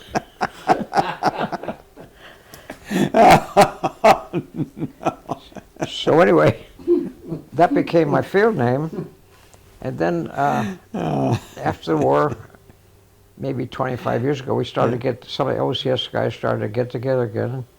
And that's when, about the time when I was seeing Jim. Right. And a lot of them called me Count. And then one guy, whose name was Burris, B.U., I knew him quite well, and he called me a kind of time. Anyway, I connected with him, and he lived up he was at Stanford after the war, and so we would get together and have lunch every couple of months. He'd come down here, I'd go up there, and so forth. And he always called me Count. And I think he forgot my name was Ed. Yeah, that's possible. That's funny. Anyway. What did it feel like when you were hit with it in the chest? I would think it would be a burning feeling. I've heard some fellows say it feels like you were hit with a baseball bat. I don't remember any feeling. You remember anything of it? No. Wow. Yeah. I don't know any pain from that. Yeah. The knee hurt a little bit. Yeah. But the chest, there was no pain. It was really strange. Yeah. I think that's that special thing, that shock. When you go into shock, Yeah. it protects you from feeling all that stuff. I think I've been so. in that situation before, and Yeah. it's kind of strange. I'm very glad it worked out. Yeah, it's one of those nice little mechanisms that was built into the human Right. Yeah. genome or whatever. So you were on the LST, Yeah. and then they moved you to a hospital ship. Yeah. The hospital ship was named the Samaritan. Okay. It was a converted passenger ship, and I spent the night. They picked us up, I guess, late that night, afternoon, and I spent the night aboard the hospital ship, which took me to the Naval Hospital in Saipan. And, excuse me. Yeah, it's okay. And the only thing I remember of the hospital ship, but there's some poor guy in the room that I was in was in terrible pain and screaming and screaming and screaming, and he finally died during the night on the way. Oh, gee. So, but that's all I can remember about the hospital ship. Yeah. Then I was in a naval hospital, and that was pretty cool. Cool. That term was not used at that time. Yeah. It's probably not used anymore. Anyway, Yeah. the guy next to me was a Coast Guard officer, and so we could tell you what happened to you. You know, he says, "Well, I hate to admit it, but we were just on the beach there, and a barrage came, and I went to jump in a foxhole, and the 45 went off, and I shot myself in the ass." That was his war story. Oh, Oh, yeah, bro. live that one down. $1 Yeah. million wound. Then it was nice because some of my B-12 SOCS classmates were stationed with the 2nd Division, which also was on Saipan. And they came out to visit and had several visits. Wow. I snuck in some booze, and Yeah. so I became popular because I had the I booze. bet you did. Wow. So then after I got to the hospital, I don't know, it was 2 or 3 weeks. I don't know, I really don't know, can't remember how long I was there. Well, let's see. I can figure out, I guess. I was wounded on 21st of February. And I got back to Maui on April the 12th. That's almost 2 months. Yeah. And I had to wait. After I got to the hospital, they flew me to Guam to wait for in the transit center, wait for a ship to go back to Maui. And so I must have been in the hospital maybe 3 weeks or something like that. Then they flew me down to Guam, and again I was able to, some B-12 some OCS guys found out I was there, and one of them was the aide to the 3rd Division Commander General. Hmm.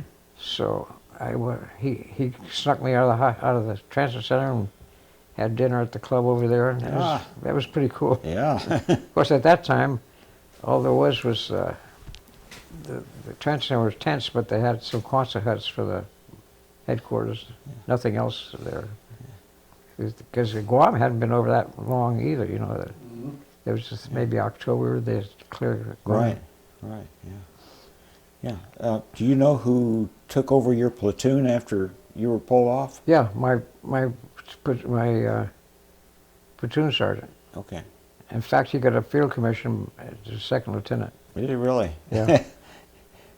Yeah, all the guys in my platoon were wounded. Yeah. 4 were killed only. We're lucky there. Wow. But all were wounded. And a lot of the placements were wounded and killed. But of the original 45, we only lost 4 guys, which is pretty lucky. Yeah. Pretty remarkable Do there. you remember the names of the 4 that you lost?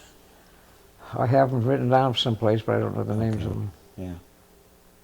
I still have the little spiral notebook I had when I took into. I even have the pencil, the Scripto pencil that still works. Wow. that I Really? had on Iwo.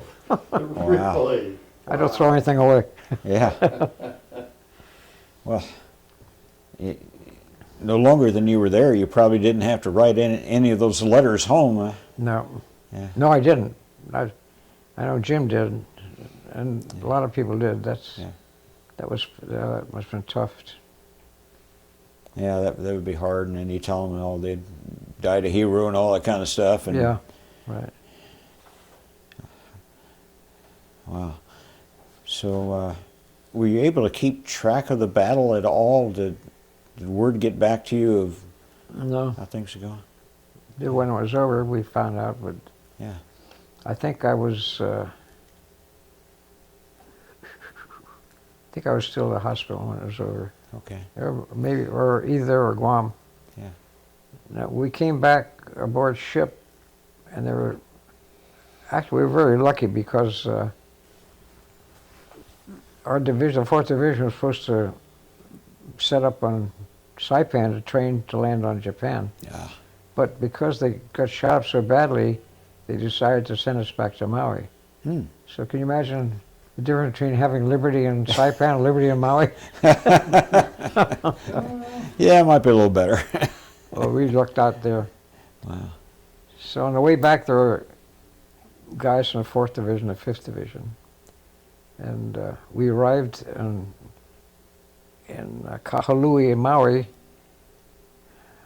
Just as we arrived, we heard an announcement that Roosevelt had died. It's funny how you remember these certain dates like that. Oh, yeah. So anyway, we went back and got ourselves organized, and I kept the platoon. Matt, normally got wounded pretty badly. He didn't get killed, but he was in the hospital for several months. And Matt got wounded and screwed up his leg, but it didn't hurt him too much. And he decided he wanted to take the mortar platoon instead of the 3rd rifle platoon. Right. And anyway, we got organized, and we started training to land on. Actually, the 4th Division was supposed to land on the main island. Was it Honshu? Honshu, yeah, Where Tokyo is? I believe so. Yeah. And that would have been all she wrote here. That wouldn't have been so good. Anyway, we were trained on the slopes of, there's a dead volcano, Haleakala, on Maui, and on the eastern slope of it is where we're training, and it's all red lava ash, just like, except it's black ash in Iwo, and it's red on. Yeah. So we'd be out there for 5 days and get a couple days liberty back at the base, and Matt and I would get a jeep and we'd go downtown Wailuku, and we found a place that had massages and steam baths. Yeah. Run by a lovely Japanese couple, and I was upstairs in an old building. I don't know how we found it. Somebody tipped us off, I guess. And we sit. These old metal steam baths. Your head sticking out. Yeah. And it was in the floor. There was a drain in the floor, and the sweat was running, and it was all red from the. So it looked like blood running into the middle of the. Sure. But then we'd get out of the steam bath. Then we'd get a massage, and hey, you feel like a new man. You know? Yeah. It was really nice. Yeah. But we're in there one day, and we're sitting there. It's just starting to get. We used to spend about maybe 10 or 15 minutes in the steam bath, just getting relaxed. And the siren went off, and said the couple ran downstairs out to see what was happening. Yeah. And they didn't come back. And they didn't come back. And Matt and I are looking, we're starting to get almost feeling weak. And we can't get out of the damn thing because all you hear in your head. So finally they came back and extremely apologetic and gave us a free, they didn't charge us anything, and the reason they ran out was that they were celebrating VJ Day. Oh. So Matt and I always had the story how we were almost killed by friendly Japanese on VJ Day. That's a story. Yeah. That's funny. The Japanese are so much of the infrastructure in the Hawaiian Islands that they didn't put them in these damn camps. Yeah. They just kept them there. Yeah. And fortunately, so that was a lot of fun. Did you see either of the flags being raised on Iwo Jima or witness the B-29 landing on the airfield? I was gone by then. You were gone by then. Okay. The third day they hadn't cleared their airfields yet. Yeah. And the flag went up on the 5th day, I think. Okay, I couldn't remember how many days it had been, but I knew it was fairly close to the start. So Yeah. didn't see any of that. Yeah. Heard about it. Yeah, I've had fellows tell me that the B-29 landing meant more to them than the than the flags because they knew that was the purpose of the island, taking the island. Well, I've read, I don't know if it's true or not, that more lives were saved in B-29 landings than were lost by Marines on Iwo. Oh, really? Wow. I think we lost 6,000 or 7,000. Yeah. Japanese lost 20,000, I Oh. think. All but a couple hundred. Hard to imagine. Huh? It's hard to imagine that many young Yeah. men It's sort of gone. it's sort of like a hollowed cemetery for the Japanese. Yeah. Yeah, last year, my daughter and I went back to visit Iwo, and it was really interesting. Yeah. They only allow visitors there 1 day a year. Mhm. Maybe you know about this. What would it be? They'd allow anybody, or did you have to be Anybody connected? can go. There were only six Iwo vets, Okay. but there are a lot of people who are military historians. Right. You know, as well as a lot of other family members Right. who's maybe their family member had already died, was on Iwo. Right. But there were about 300 of us. There were 2 737s flew from Guam to Iwo. Huh. And I was surprised there were so many people, for one Right. thing.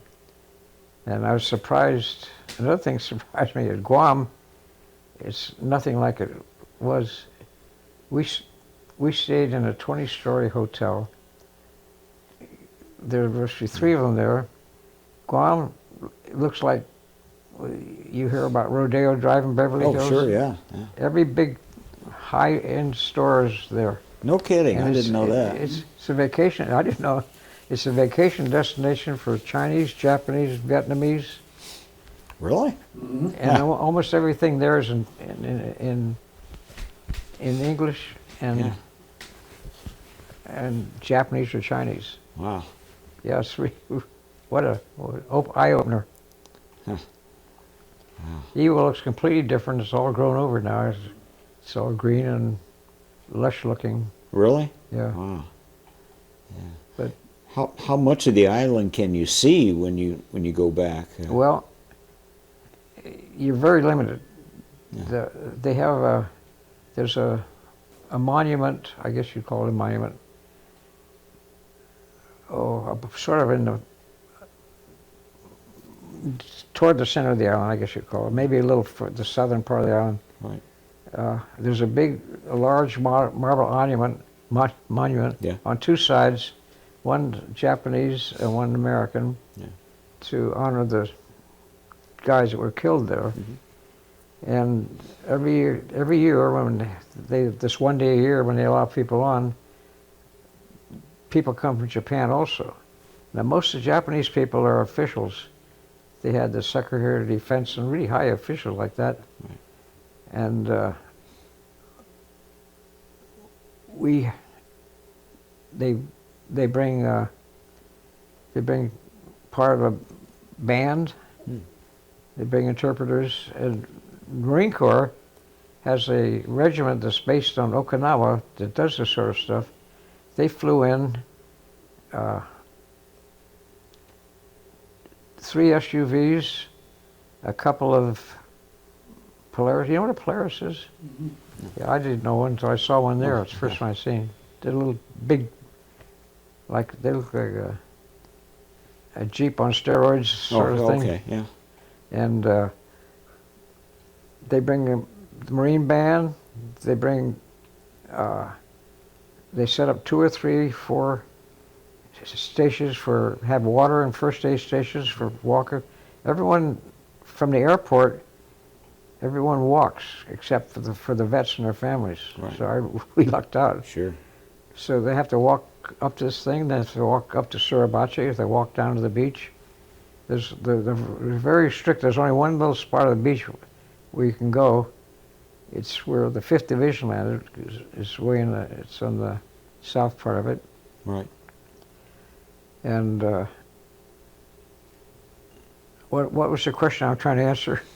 Oh, I just wondered how far away from the airport Oh, you yeah. could go, whether you could walk the whole island or if you were restricted. It sounds like you can't go. Those aren't places you can go. Yeah. The airport, the only facility they have picnic tables and heads. That's it. Yeah. You can't get any food there. Mhm. They bring a box lunch for us, Mhm.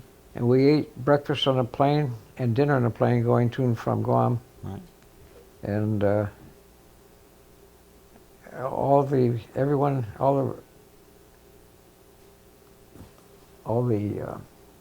men have to wear shirt and tie and jacket. Mhm. It's very formal. Mhm. Japanese all have suits and ties on. Yeah.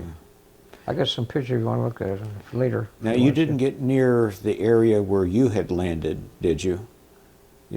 What about it? When you went back, were you able to get anywhere near the No, area where you no, landed? just It that was one all just beach. that one Yeah.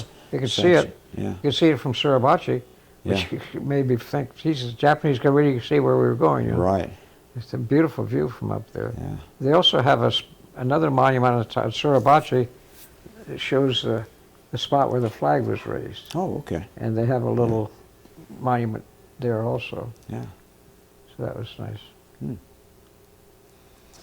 So your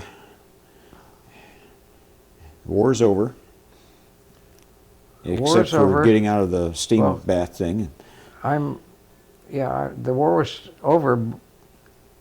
I'm on Maui, and they had a point system for getting back to the States. Mhm. And I didn't have enough points to go back to the States. I got screwed. I only got one Purple Heart instead of two. No. If I had the other one, I would have been back. So as a result, I wound up going to Okinawa with Jim Craig. Oh, really? Yeah. So we're back together, still together. Holy smokes. Except we got to Okinawa, and we're assigned to a military police battalion. Right. But he's assigned to a village in the north, and I'm assigned to one in the south. Yeah. However, one time I did get a Jeep and got up to see him for Right. one visit Yeah. there. And our job was, we had two jobs that were stated. One was there's a naval hospital that had been established by then. This was November. Again, I had Thanksgiving on a ship for the second year in a row. Yeah. Naval hospital was there. There's still a lot of Japanese soldiers did not surrender, you know. Because it's a whole lot bigger than Iwo. Iwo was tiny, yeah, you know. And then there's a Coast Guard had established a base, and we were essentially providing security for the hospitals. But our main job, and for the villages, the people were still coming back into the villages. Japanese treated them really poorly. But we were treating them, they were so happy. The Army had been there before we got there in this military unit thing. And speaking of saying the villages, it turns out that our most important job, instead of taking care of was taking care of the villages was to keep American GIs away from the Okinawa women. Mm-hmm. One time we found 3 guys trying to attack this Okinawa woman in a field, and someone had called us in, and we were able to get there. And the only thing they saved her, she had dungarees on underneath her dress, and she must have been 70 or 75 years old. Oh, my word. But that was a real problem. Oh, gee. It probably still is a problem, you know. But that was really, really upsetting. Yeah. That sounds like something the Russians would do. Yeah. And one time at the Naval Hospital, they were missing food, and so we put a couple of guys sort of hidden in the mess hall or near the mess hall. It turns out that a couple of Japanese soldiers had tunneled into the and they had under table they had something they shoved for the hole, and they weren't interested in hurting anybody. They were just Right. looking for food. Yeah. So we got these guys. But as a result, to reward us, Yeah. the doctors there gave me a big 5-gallon tin of sick bay alcohol. And we found out we got some grapefruit juice from the Seabees, and I made a really great drink. Oh, brother. So, there were some light moments there. But the people were so nice. The native people were so appreciative that we were treating them like humans. Right. And the Japanese were terrible. Well, they'd heard just the opposite. We Yeah. were going to run over them with tanks and Yeah, all terrible. sorts of things. Wow. So, how did you get to know Wendell Trent? Oh, Wendell Trent was a corpsman, as you know. Oh, yeah. After Iwo, he was assigned to our company. So he became our company. I didn't know him on Iwo, but he became our company Corbin? corpsman. Yeah. And I really liked Wendell, and we talked a lot, and I kept pushing him to go to school when he got back, and stuff like that. Yeah. But he was such a nice guy. And we kept in touch with Christmas cards for a while. Then it sort of lost track, and then as Jim and Keith were telling me, every once in a while my name would come up, and then Keith got someone gave him a fancy calendar for Christmas, Right. and it turned out the calendar was made by a company called Cavallini Incorporated, which is based in South San Francisco. Yeah. So he called them up. He said, and he said they wouldn't admit they knew me because they didn't. So anyway, because of that, how'd that? I'm trying to think how. I think Keith saw something, maybe it was some Iwo thing in the paper about Trent, or maybe Jim saw it. Yeah. And about being on Iwo and living in Avon and right too far from where they lived. And where they lived, Pendleton? Yes, they live Yeah. in Pendleton. And so I think that Jim contacted Wendell, and they became friends, and he played golf together. Yeah. And then they joined the 4th Division Association, thinking maybe they'd run into me if I belonged to it, which I didn't. Right. I hardly even knew about it. Yeah.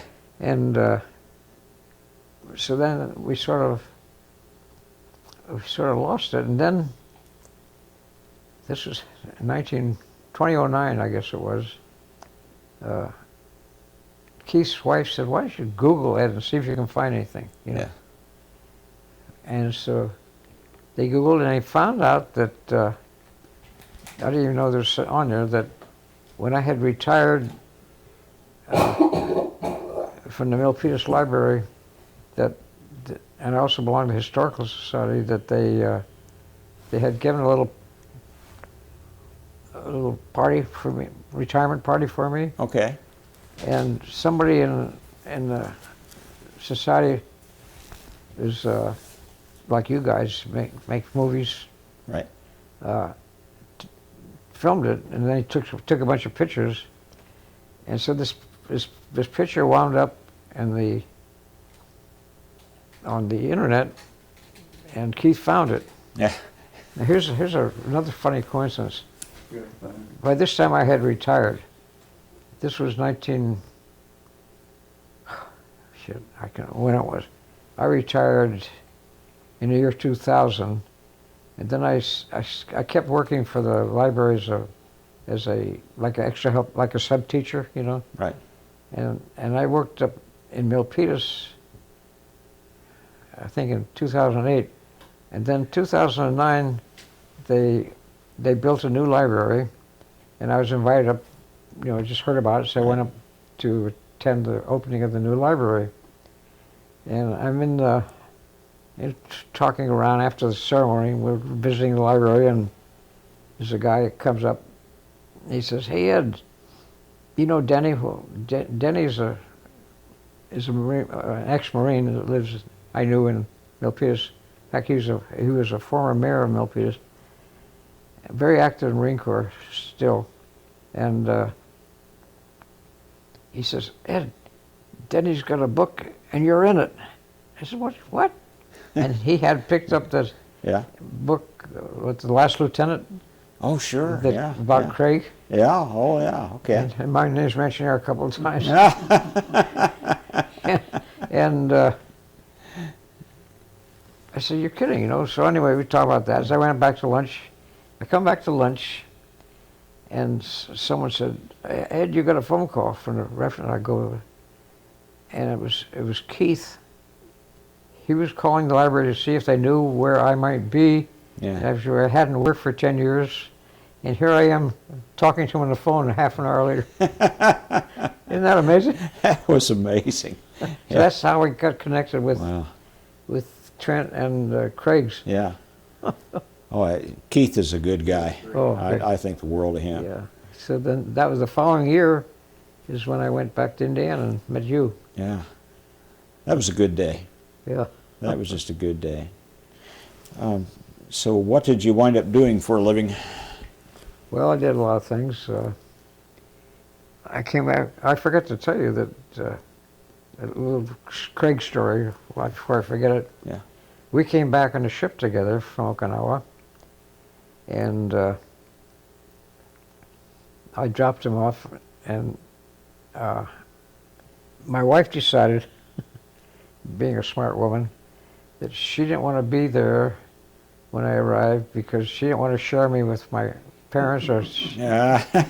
So we were going to live in Southern California, so she had gone down there and found an apartment for us. Yeah. So when I first came back, I stayed in San Francisco a couple of days, then I went down to Southern California Yeah. to see Gene. But well, after he got off ship, Jim stayed for a couple of days in San Francisco, waiting for a plane or something to where, because he was still in the Marine Corps, you know. Right. He was, I don't know where how they sent, Great Lakes or someplace like that. You may know. Right. Anyway, he was looking on a bulletin board, and there's this thing inviting anybody who wants a home cooked dinner to come out, and there's this thing that my folks had put up. Oh, for heaven's sake. So he went out and had dinner with my folks. That's pretty good. Yeah. Okay. So when were you really separated from the Marine Corps? June 15th, 1946. Okay. Yeah. Well, let me finish one other thing. Oh, about, sure. When little Trent came to San Francisco on his way back, he also wound up having dinner with my folks. Did it really? And I didn't know anything about this until after I talked to Jim Yeah. and Wendell. My folks had never mentioned it, specifically who the guys were, because they did this quite a bit. Did they serve meals to you, or were you kind of on your own? Who? No. Yeah. Did your parents feed you, or were you kind of on your own? They were feeding all these other Marines. Oh, well, I was in Southern California by then. Yeah. I was with my wife. Yeah. That was a pretty good deal. Yeah. So, what'd you wind up doing? Well, we wound up, I didn't know what I was going to do. I spent 3 or 4 months. I had a degree in cinematography, trying to get a job at the studios. And I go to the studio and they say, "Well, geez, we'd like to hire you, but you have to be in union." That industry is very unionized. Oh, yeah. So I go to union. I say, "Oh, we can't give you a membership unless you have a job." Yeah. No kidding. This happened several times. What a racket. I finally got an offer from, I think it was RKO, working in the blueprint room for $25 a week. Wow. And and I just couldn't. Yeah. I couldn't. Yeah. I didn't think I could survive with that. Gene got a job with it's called the War Assets Administration. I don't know if you ever heard of it. Yeah. It was a big administration that was set up after the war to get rid of all the surplus. They had everything: airplanes, tanks, jeeps, Quonset huts, clothing, food, you name it. Yeah. So they set up a big office in L.A. and New York and Chicago and a couple other places. So I wound up being a salesman for War Assets, Okay. and vets would come in, and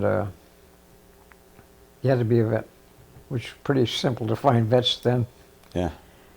and buy different stuff. I was able to get a tractor for one of my cousins who had a ranch. Oh, really? I didn't get it, but I told him about it, and Yeah. he got it real cheap. And interesting, one of my most interesting customers was Louis Zamperini. Does that name No ring kidding, really? Does that ring a bell? Oh, sure does. Well, yeah. he was, of course, he was the big hero when I went to USC. Yeah. And I remember his coach, God, his name just slipped out of my mind. He were having tryouts for track, and I tried out to run the 880. I was too slow. I couldn't make the track team. Yeah. But anyway, I'd always admired him because of his running and so forth. And so he happened to be being one of my customers one time. We were just talking, and the USC connection and so Sure. forth. And I actually sold him a couple of Quonset huts, and I don't know what he's going to do with them. I couldn't remember. Huh. And I sold him some other stuff. And I don't know if, have you ever, oh God, I can't remember the name of it, read the book about Zamperini? Yes. Huh? Unbroken? Unbroken. Yeah. Yeah, I have it in the other room, yeah. Holy smokes. Well, in that book, some of the author somehow mentions those Quonset huts. They don't mention it, whereas Oh, really? they do mention the Quonset. I'd forgotten about that part. It was when he was trying to make money, Right. do stuff. Yeah. Anyway, that was sort of here's the thing. Then finally I got that job ran out, I got a job with the Veterans Administration as a contact representative. Those are the people that deal with vets that come in different Right. Problems problems and so forth. And one of the things that we had was not that we had, one of the resources that we used was to help people get jobs. And I was looking at that, and I saw there's a job here. I said, geez, I could do that. So I applied for this job, and I got a job at that time it was called North American Aviation, which Okay. became Rocketdyne. Yeah. Anyway, the VA helped me get my job. So I wound up in the aerospace industry, and I worked for them for about 3 years, and I was called back to active duty to the Korean War. And geez, I didn't really want to go back to war again, No. And it turned out that I had a top secret clearance at Rocketdyne, at North American, so they wrote a letter, and I got a 6-month delay, which was nice. Oh, yeah. So at the end of the next 6 months, they wrote another letter. They wouldn't accept it, but it was almost simultaneously, Jean wound up in the hospital. She had a serious herniated in her stomach, and she was pregnant. And we almost lost her and my son, Marcus, she was pregnant. No, it was Marcus. And so I got another 6 months. No, I got 3 months this time. Okay. And anyway, that was it. And then I had to report to Camp Pendleton for an assignment. And it turned out the officer making assignments He's a guy I went to USC with. Oh, gee. Don Burns, lovely guy. Never. So I say, hey, Don. He says, how you doing? Blah blah blah. Yeah. I said, you're getting garbage officer jobs or something like that. And he said, well, you know anything about men's clothing? And I said, oh yeah. When I first started USC, I used to sell men's clothing for Sears as a part-time job. He says, well, I got a job for you. Huh. So I became, are you ready for this? Yeah. Clothing alterations officer. How does that sound for a killer Marine job? The reason that job was available, it usually wasn't there, but when guys were going through boot camp, the Marine Corps, they like us all to look good. Right. Everybody goes through boot camp, gets their uniform tailored. Well, they were saying they needed people to career so badly that when they go through boot camp, they would just give them dungarees and boots. Right. And they come up to Camp Pendleton and they get assigned to training. Then they get uniform. Well, the Marine Corps has a rule that everyone has to be tailored, but every tailoring job has to be witnessed by an officer. The clothing alterations officer. So for several months, I wound up sitting reading a magazine and science thing. And during that time, I got into a lot of handball and swimming, and it was almost embarrassing. But it sounds impressive. Yeah. Oh, that's the CAO. Yeah. Well, then the guy I worked for was the command clothing officer, training and replacement command. Well, he was a reserve like me, so he got out. His time was up, so I got his job. So I became the command clothing officer.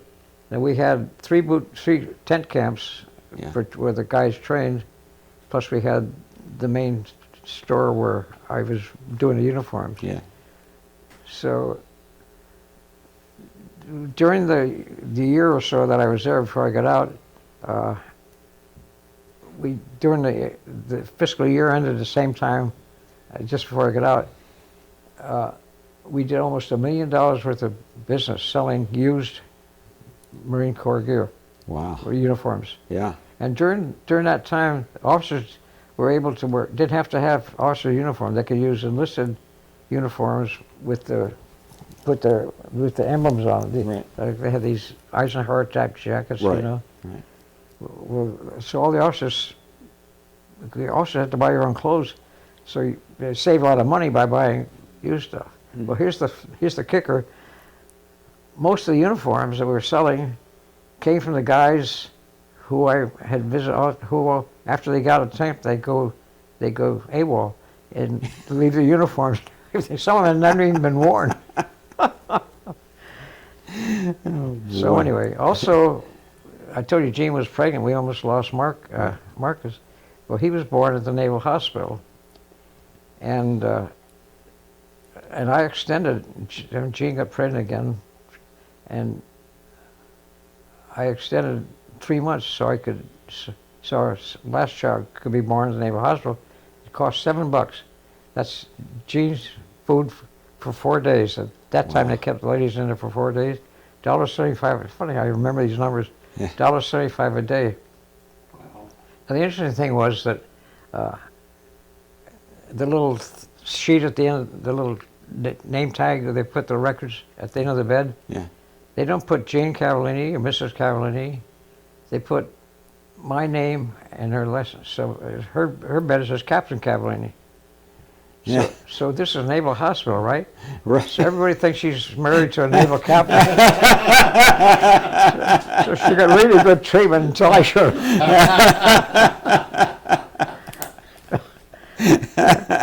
So that's it. Oh boy. That's a good memory. That's funny. So we got when I finally got out, I didn't really want to go back to North American. So I figured, I'll do something in aerospace. So at that time, Convair, Consolidated Pulte. They used to change the name to Convair. They had a big plant in San Diego, and they used to have a commercial. They played all the time in the local radio down there. It says, "Let's all go to work at Convair. You make more money there." So I kept hearing. So finally, I applied for a job at Convair. Yeah. When I wound up, they had a guided missile division in Pomona. So I got a job working up there in Pomona. Huh. So we moved up to Pomona, and I was there for 3 years. You want to keep talking about my occupation? Oh, Yeah. Whatever you want to get on this. This is your story. And then I got a job at Firestone, which had hardly any people who know about it. They had a guided missile division. But it was based at they had a big plant in Southgate, California, and the division house was there, and they made what was called the Corporal missile. You may or not have heard of that. It was a big 45-foot thing that went on the truck, Yeah. surface to surface, and so I got a job there, and it was not too bad a commute because a couple other guys from Pomona to Southgate. Sure. And this is right at the time of the Cold War. Everyone's looking for engineers and people. And so Leonard Firestone, one of the sons, was the president of this West Coast operation. Okay. He thought it would be a good idea, for a couple of reasons, to open up a place up here, which they actually called the engineering laboratory, because one, you could attract engineers to come to live in Monterey, right? Sure. Rather than L.A. Right. Well, who wouldn't, right? Yeah. Especially me. And also, the Naval Postgraduate School, which you drove by on the way here, is full of brilliant professors and graduate students and so forth. We could use those guys for consulting on our proposals and stuff like that. Sure. That was the given reason, but I think the really reason is because Leonard had a house overlooking the 17th green at Pebble, and I think he gave me a come up here more often. But this worked out good and bad. It was a beautiful place to live and work, obviously, but we would get proposals. I was doing sales engineering for him at the time. We'd get proposals, and we weren't getting many bids, and so what's happening? He said, what's wrong with our proposal? He said, your engineering is great, but your costs are too high, because what they were doing, they would have the costs done in Southgate, where they're using rubber tire economics instead of aerospace economics, which means if you've been in aerospace, you bid low and you make all your money in the overruns. Right. They wouldn't do that, because that's not the way you do business, you know. As a result, the place folded after about 4 years here. And during that time, we were looking for other things to do, and I had I think for 6 months I had a group of 12 guys up at Lockheed working on military specifications. And so the guy I'm working for, I got to know real well. He says, "Hey Ed, you want to come work for me?" He says, "Oh, come on, George, you want me to come to Sunnyvale when I could leave Monterey?" He says, "Well, if you ever change your mind, let me know." Well, the place folded, and I finally called George, and I said, "Hey, you still got a job for me?" Yeah. He said, "Yes." So I went up to Lockheed, and so we moved from here up to, we moved to San Jose. Jean had wanted to be a librarian, so we moved near the campus so she could go to library school, get her master's in library science. And so we moved to San Jose, and she went to school, and I went to Lockheed. And after I was there for about 8 years, Jean, in the meantime, had got her degree, and she was working in being a librarian, and really enjoying it. And I wasn't really very happy working at Lockheed, sitting in a stupid little cell. Cubicle or, What do you call them? yeah, cubicle or, Yeah, a cubicle. yeah. And not doing very exciting work. I come home from work, and she would be all excited about what this happened. Yeah. So in 1968, I decided maybe I should be a librarian. So I sold a life insurance policy to help pay the way, and Gene's working. Yeah. I took a year off and went to school and got a master's and became a librarian. Huh. Best move I ever made. I took a huge pay cut, but working with such a diverse bunch of people all the time is really interesting, instead of doing the same old dull stuff I was sure. doing at Lockheed. Sure. And that's how I wound up being a librarian. Yeah. I wound up being a librarian because Gene was a librarian. She liked it so much. Yeah. Yeah. Well, it's always good when you find something you enjoy doing, but it's nothing, you can't pay enough to Yeah. do a miserable job. Yeah, right. And it was sort of fun because we were like competitors. She worked for the county and I worked for the city. Oh, okay. So we'd have a lot to talk about, Yeah. you know. So that made it interesting too, yeah. Is there anything else about your life story that you'd like to get on here? Well, I don't know. I've pretty much covered. Anything to hand down to your great grandkids? Not too much, really. We lived in, before we moved here, we lived in Carmel for about 10 years. Gene took an early retirement, so we've been down here since '89. Yeah. But I was still working, and so she was living here and I was living up there, so it was like I was on vacation every weekend. Yeah. I'd come down here and Sure.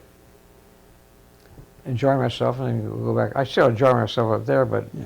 so we owned a house up there by then, and so it was cheaper to stay in the house than to rent an apartment or something. Mm-hmm. And I certainly didn't feel like driving back and forth every day. Oh, some people do that. Yeah. They drive further than that around here. Yeah. It's just amazing. That would get old. Yeah. So So- Jean passed away in January, and after she passed away, I went up. My daughter Jane had just had some serious surgery. She couldn't fly, so I drove up and spent about a month with her. Mm-hmm. We needed to be together, you know. Oh, sure. And then I'm back here and being a bachelor. When in January? What day in January? My wife died Yeah. the 8th of January. 8th of January? Oh, okay. Yeah. And is she buried around here? Or what, is she buried around here? No, her ashes are in Monterey Bay. Okay. Now, Okay. when my parents died, we had planned for being married, and so I had the ashes from. And John died a year after my dad died, and my mother died the day before her 99th birthday. Mm-hmm. So that was in 1988 or something like that. Yeah. And so we had their ashes, John's and my parents and Paul's ashes, and 4 or 5 years ago we got a boat and buried their ashes, dropped their ashes in the bay. Yeah. And then about 3 years ago, Jane came down, a couple more friends, and and Mark's ashes are in the bay. Now I have Jane's ashes here, and Jane is gonna, when I pass on, she's gonna put our ashes in the bay. So we'll all be together in the bay. Yeah. Yeah. Nice place. Yeah. Nice place. Well, sorry you had to lose her. Sorry you had to lose her. Yep. Lost mine in October. Oh gosh, so So- sorry about that. Is there anything in life you haven't gotten around to doing that you wish you could do? If you had all the health and money and, fly to the moon, whatever. No, actually not. I've always thought I never got around to it. I thought I'd like to visit my dad's family's place in Switzerland. Oh, that'd be nice.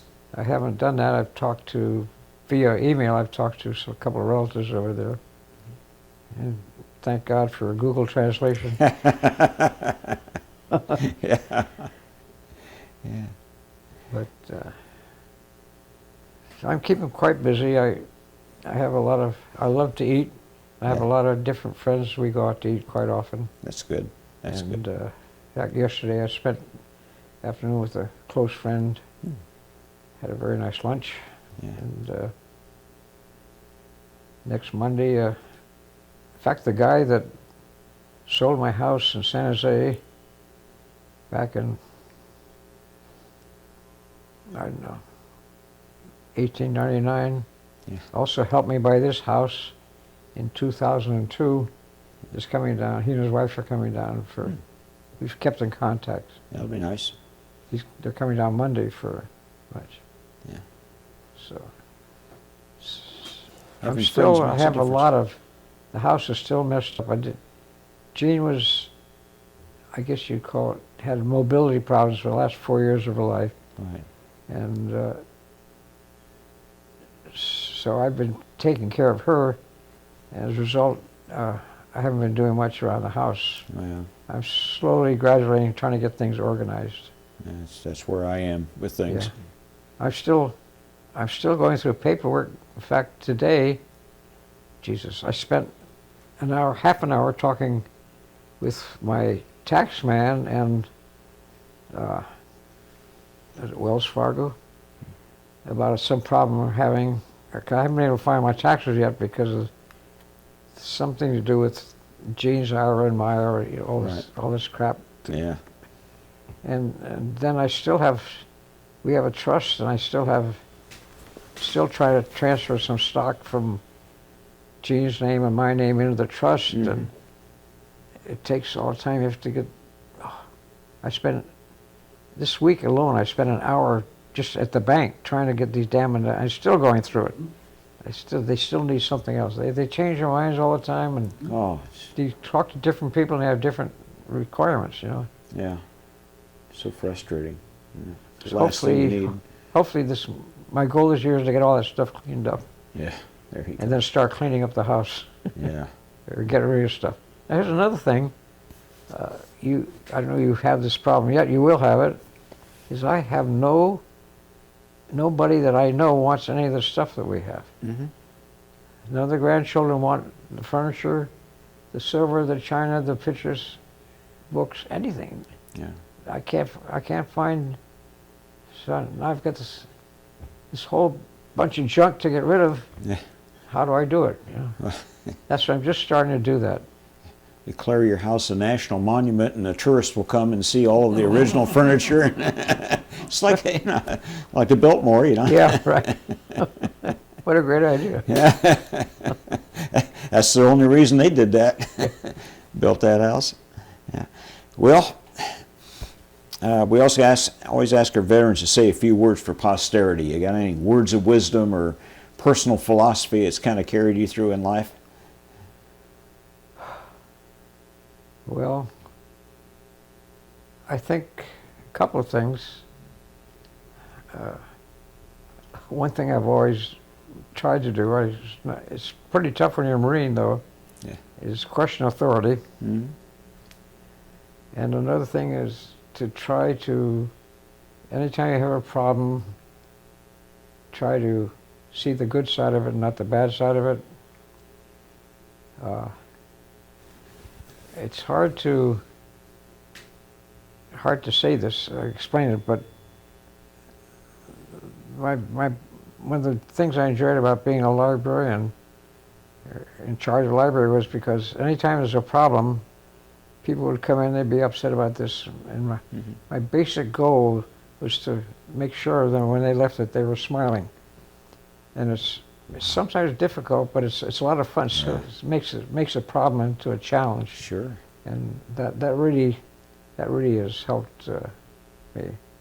And another thing I think is to try to see the bright side of everything. Even the worst situation has an upside to it. I'm not always successful with that, but it may be one of the I have no ulcers or stress problems or stuff like that. Wow. Makes a big difference. Yeah. Yeah, pretty good philosophy. Well, Capt Cavallini, I want to thank you for this interview and for your service to our country. Thank you. It's been a pleasure. Good to finally get out here.